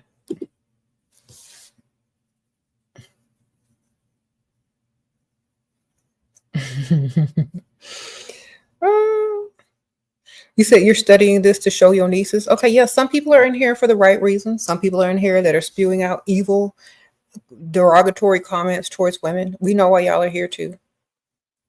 But some men are in here to help their daughters or their nieces or whatever. Some are in here to compete. Okay, sprinkle, sprinkle. Why are women desperate for Dusties? Oh my gosh. Because they seek validation and they don't love themselves. They were taught to look outside of themselves for everything. Approval, love, acceptance. They weren't taught to love themselves. They weren't taught to approve of themselves, and they weren't taught to accept themselves. So therefore, they seek it everywhere else, even in dust. They don't feel worthy of anything better than someone that easily gives them attention. They don't want to work for the attention. They don't want to work on themselves because they don't love themselves. So when you finally wake up and love yourself, you're going to want more than some dust. Okay. You're going to know you deserve more than a Dusty. But if no one ever taught you how to love yourself, why you should love yourself, why you should make yourself a priority, why you should have high standards, and why you shouldn't seek approval outside of yourself, why you shouldn't seek validation from men, if nobody taught women that and taught them the opposite, they're going to go out and deal with the first man who tells them whatever they want to hear. And that man may be broke. That man may be stupid. That man may be the worst thing in life for her. But she was brainwashed and not taught the right way. So that's what she deals with. Okay. So women that love themselves, they're not going to lower their standards for no dust. Women that love themselves are going to go seek more for themselves than some dust. Okay. They're not going to let people bring them down. They're going to go and aim higher because they love themselves. Dusties, just like on Princess and the Frog, will try to trick women, lie to them, and bring them down to the swamp level. Okay. But smart women aren't going to fall for that. You see how Charlotte was like, girl, you can have them. I'm not going to stand in the way of you and your Dusty. Sprinkle, sprinkle. She just wanted his title and he just wanted her money. She was like, y'all can go have each other. Uh-oh, Sarah, sprinkle, sprinkle. What about women riding a bike? Is it too masculine? I don't think it's too masculine if that's how you get your exercise. Sprinkle, sprinkle. So even though Tiana was stirring a pot of gumbo and some rags, was serving the public, she was a princess at the end because she married a prince that didn't have no money. She married one of them African princes, Nigerian princes that was trying to scam her in the email. That's who she married. Girl, he's a prince in his little village. Okay, that's who Tiana married. A broke prince. All right, sprinkle, sprinkle. She got the title, but she didn't get the money.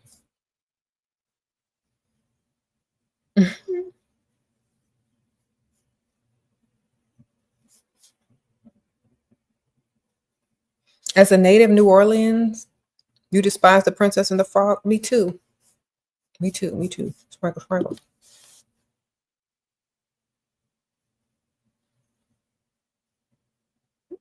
You know, I was watching some other movies about New Orleans back in the old days, and it kind of touched on like a lot of the culture back then, but in reverse. Like they had these balls called quadroon balls, where like Creole or like light skin or mixed women would go and like take on a lover and be their mistress, like a white man, and they would take care of them, but then they couldn't marry them legally. They couldn't marry him legally, so they had to be like the side chick. And if the white guy wanted to marry, he would just like leave them in destitute and stuff like that, or try to maintain both families or whatever. So to me, it was like on the same equivalent, The Princess and the Frog, where he was trying to marry up. That's why, you know, and it's kind of weird because like those movies, they show you exactly like the culture back then of New Orleans. Yeah, these movies, like there's a couple of movies online. I think one has Vanessa Williams in it. I forgot the name. I think the one with Vanessa Williams was called The Strength to Love or The Courage to Love or something like that. And then there was another one that was written by Anne Rice, and it was called gosh, I forgot the name of that movie. It's by Anne Rice, and I think it was called like Saint something. Hold on. Saint something, Anne Rice.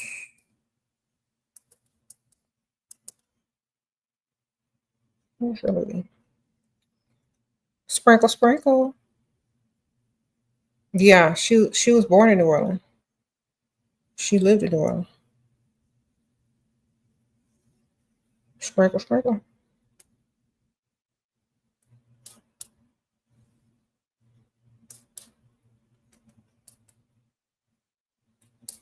Forgot the name of that movie, but it's a movie online. It's not a vampire movie. It's like a historical movie. I think.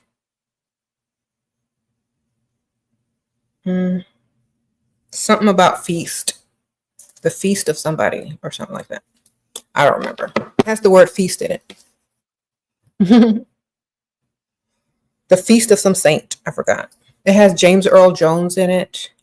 It has, I think it's on Amazon Prime, but or I think it's on YouTube actually. It's called the Feast of All Saints.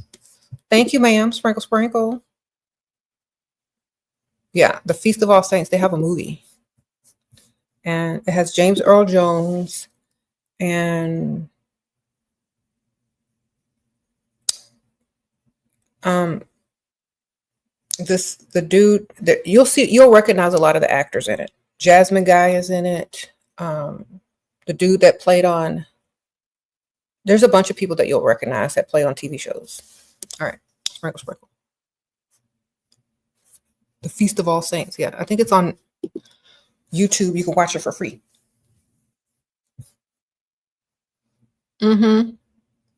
Why have I picked a career as a mortician as you're aspiring as a young lady? Why did I pick that career? Because I was strange.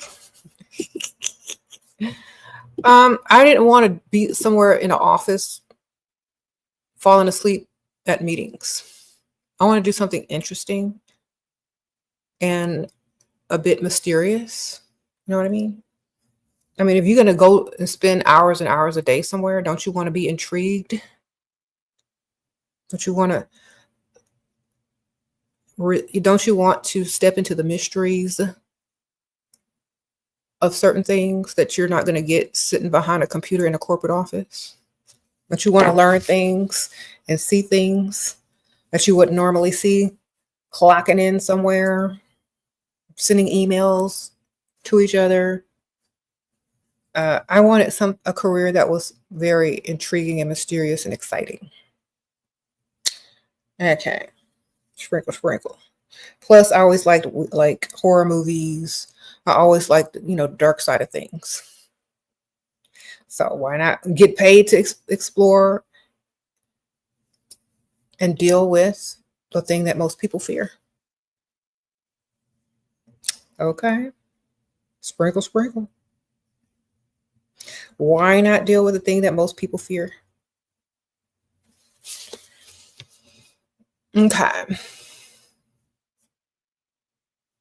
You said you wish that movie was high quality. I know.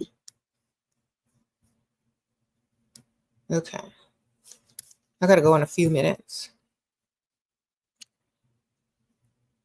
You did the same thing? You did a forensics degree, Zora? Yes. Sprinkle, sprinkle. Like if I was gonna do something for a living, I'm not gonna be bored. I don't want to be somewhere bored. Like so yeah. I did some exciting things in my life. Like learned a lot.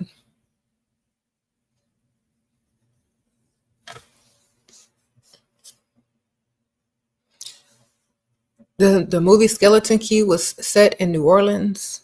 One of your favorite movies. That was a decent movie. That was good. How long was mortician school? Well, it depends on how many credits you already have. Like I already had college credits, so it was like a year for me. But if you don't have college credit, it's longer. So it could have been like 2.5 years for those who didn't have college credits, but it only took me like a year or a year and a half. And also you have to pass a couple of tests, like state tests. And a lot of people have problems passing that test. They got to take it like 4 or 5 times. I passed it on the first time, so I was done, So yeah, it was kind of weird. Like at the school, our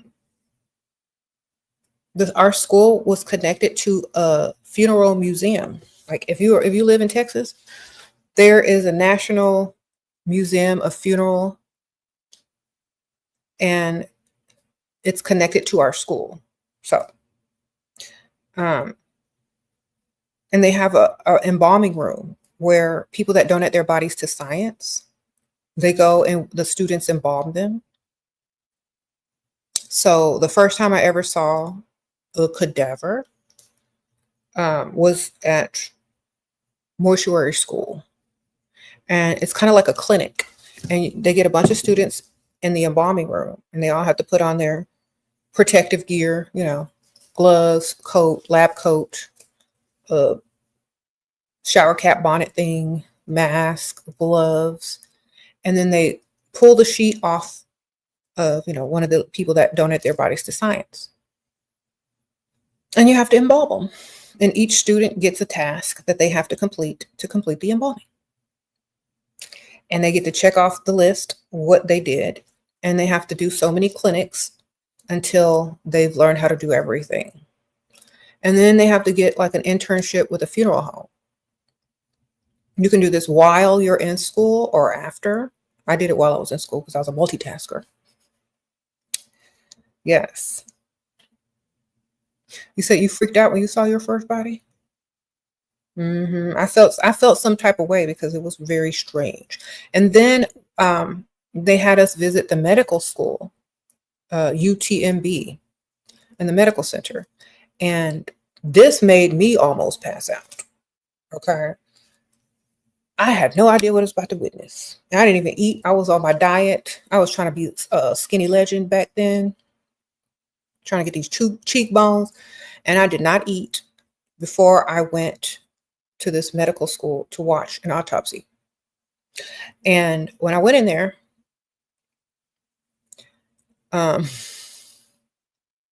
if y'all don't like horror, close your ears.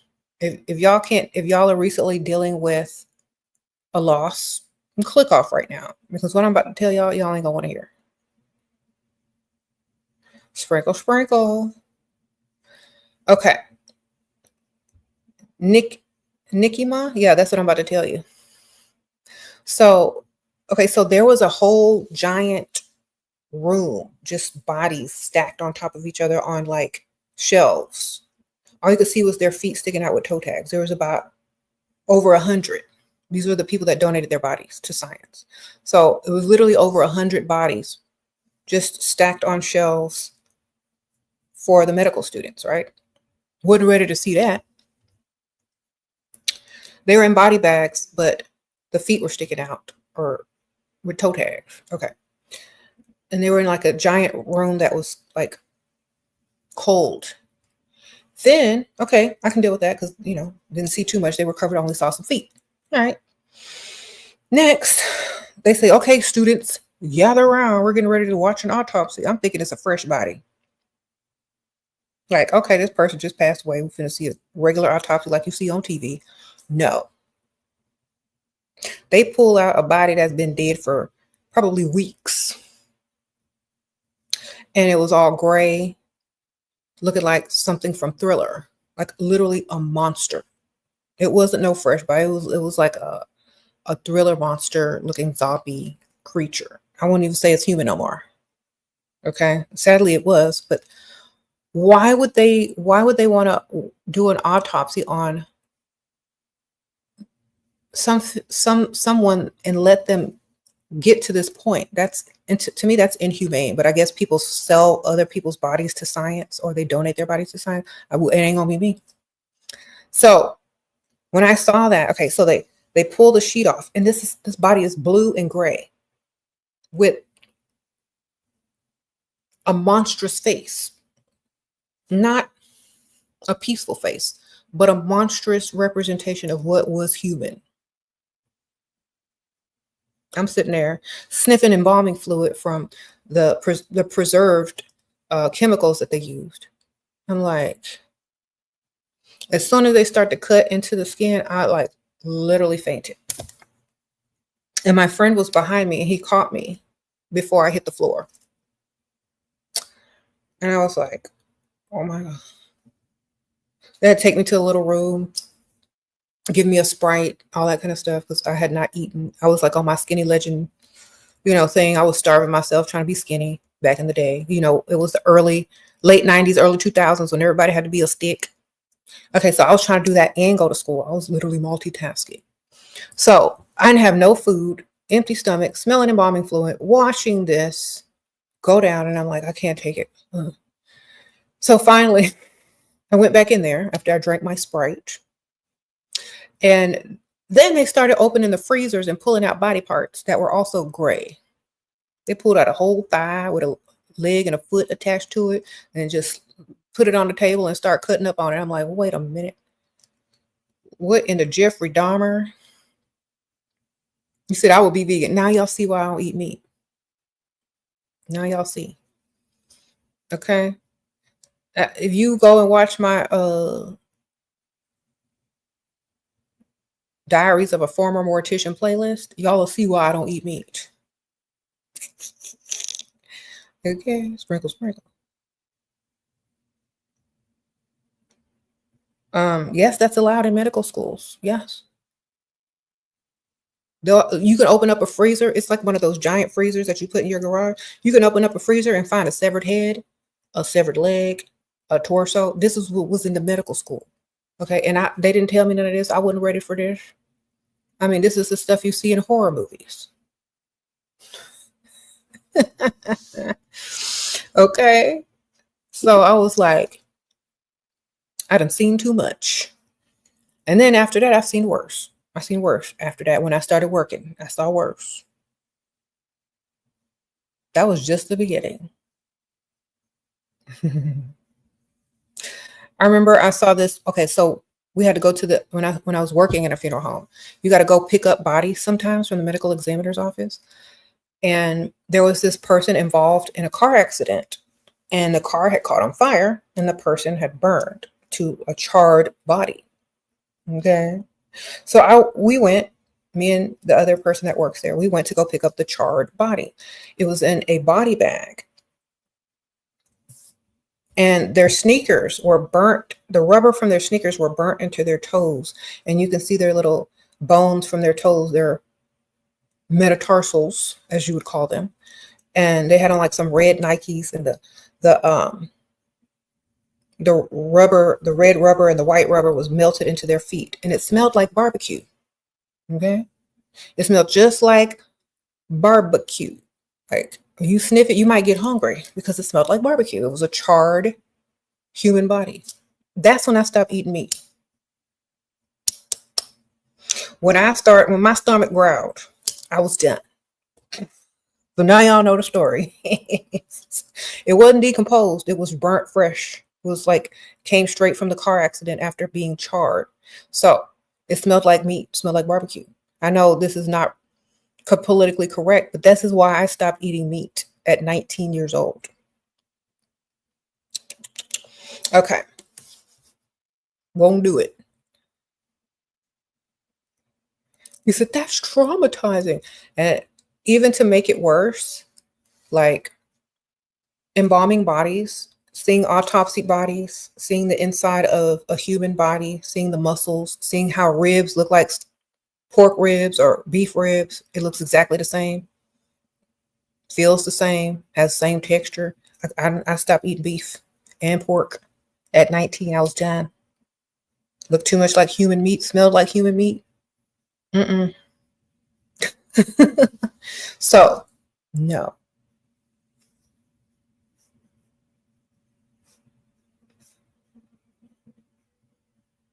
And the first actual body that I embalmed at work,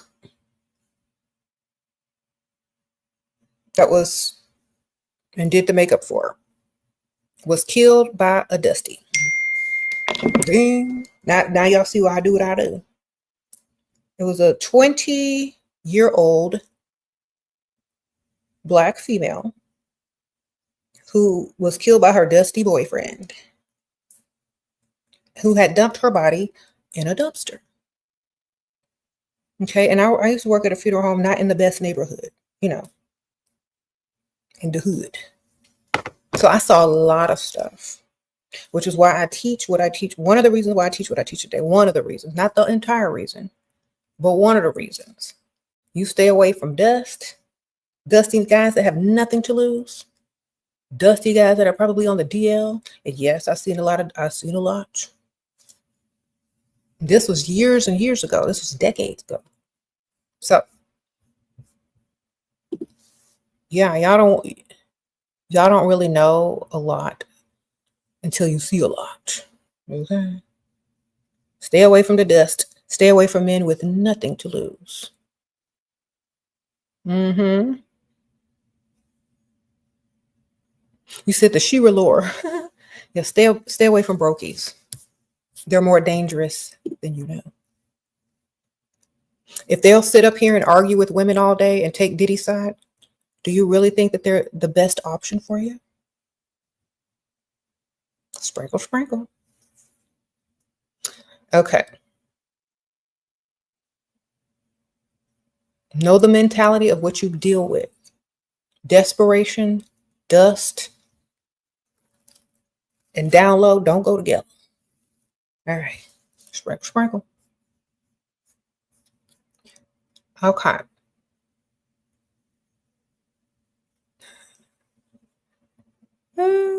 They want to drag Cassie. Yeah, they always want to blame the woman. When the man is the natural protector of a woman, you will see dust gather and blame the woman for being a victim of down low dirty Diddy supporters. Okay. You will always see men gather to blame the woman when they don't want to face the mirror and take accountability. They're supposed to be protectors of women. That was supposed to be his woman. Y'all see what happened to his first woman that he never married. Okay. So if you fix your mouth as a grown, able-bodied, dusty man to put any blame towards a woman when a man's sole job is provider and protector, something wrong with you. Okay. So when people talk, they let you know who they are. When people share their opinion about things, they let you know who they are. Listen to them. You know, those down low, dirty Diddy supporters are on the down low if they're supporting a man that did that. You know that they don't like women. You know that they would rather be on the wrong side than admit the truth. So it's okay. You know who you're dealing with now.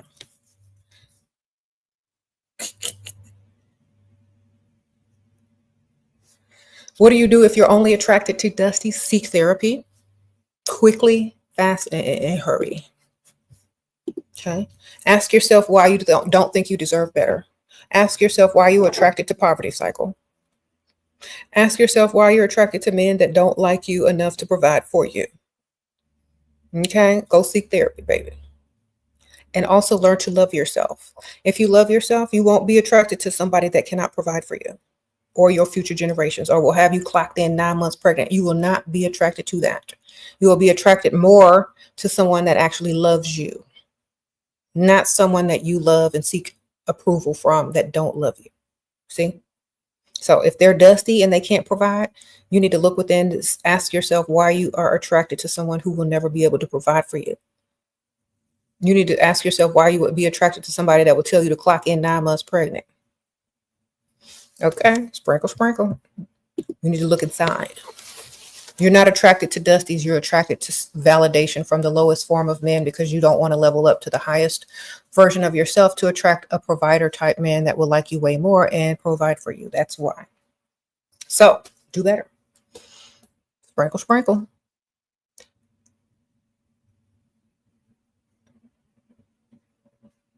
Think about this.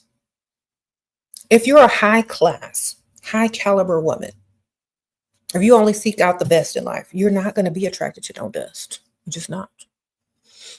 Okay? It's not going to go together. All right. Well, I got to go. But I thank y'all. Thank you for listening to my mortician stories. You got some Sheira lore today. You heard me tell off about all these download dirty bitty Dusty supporters. You got some self-esteem, thankfully. So I'll see y'all soon. Thank y'all so much. Also, if y'all want to join the Patreon, definitely join the Patreon. The links are in the description bar and at the very top of the chat comments. And I'll see y'all later. Bye.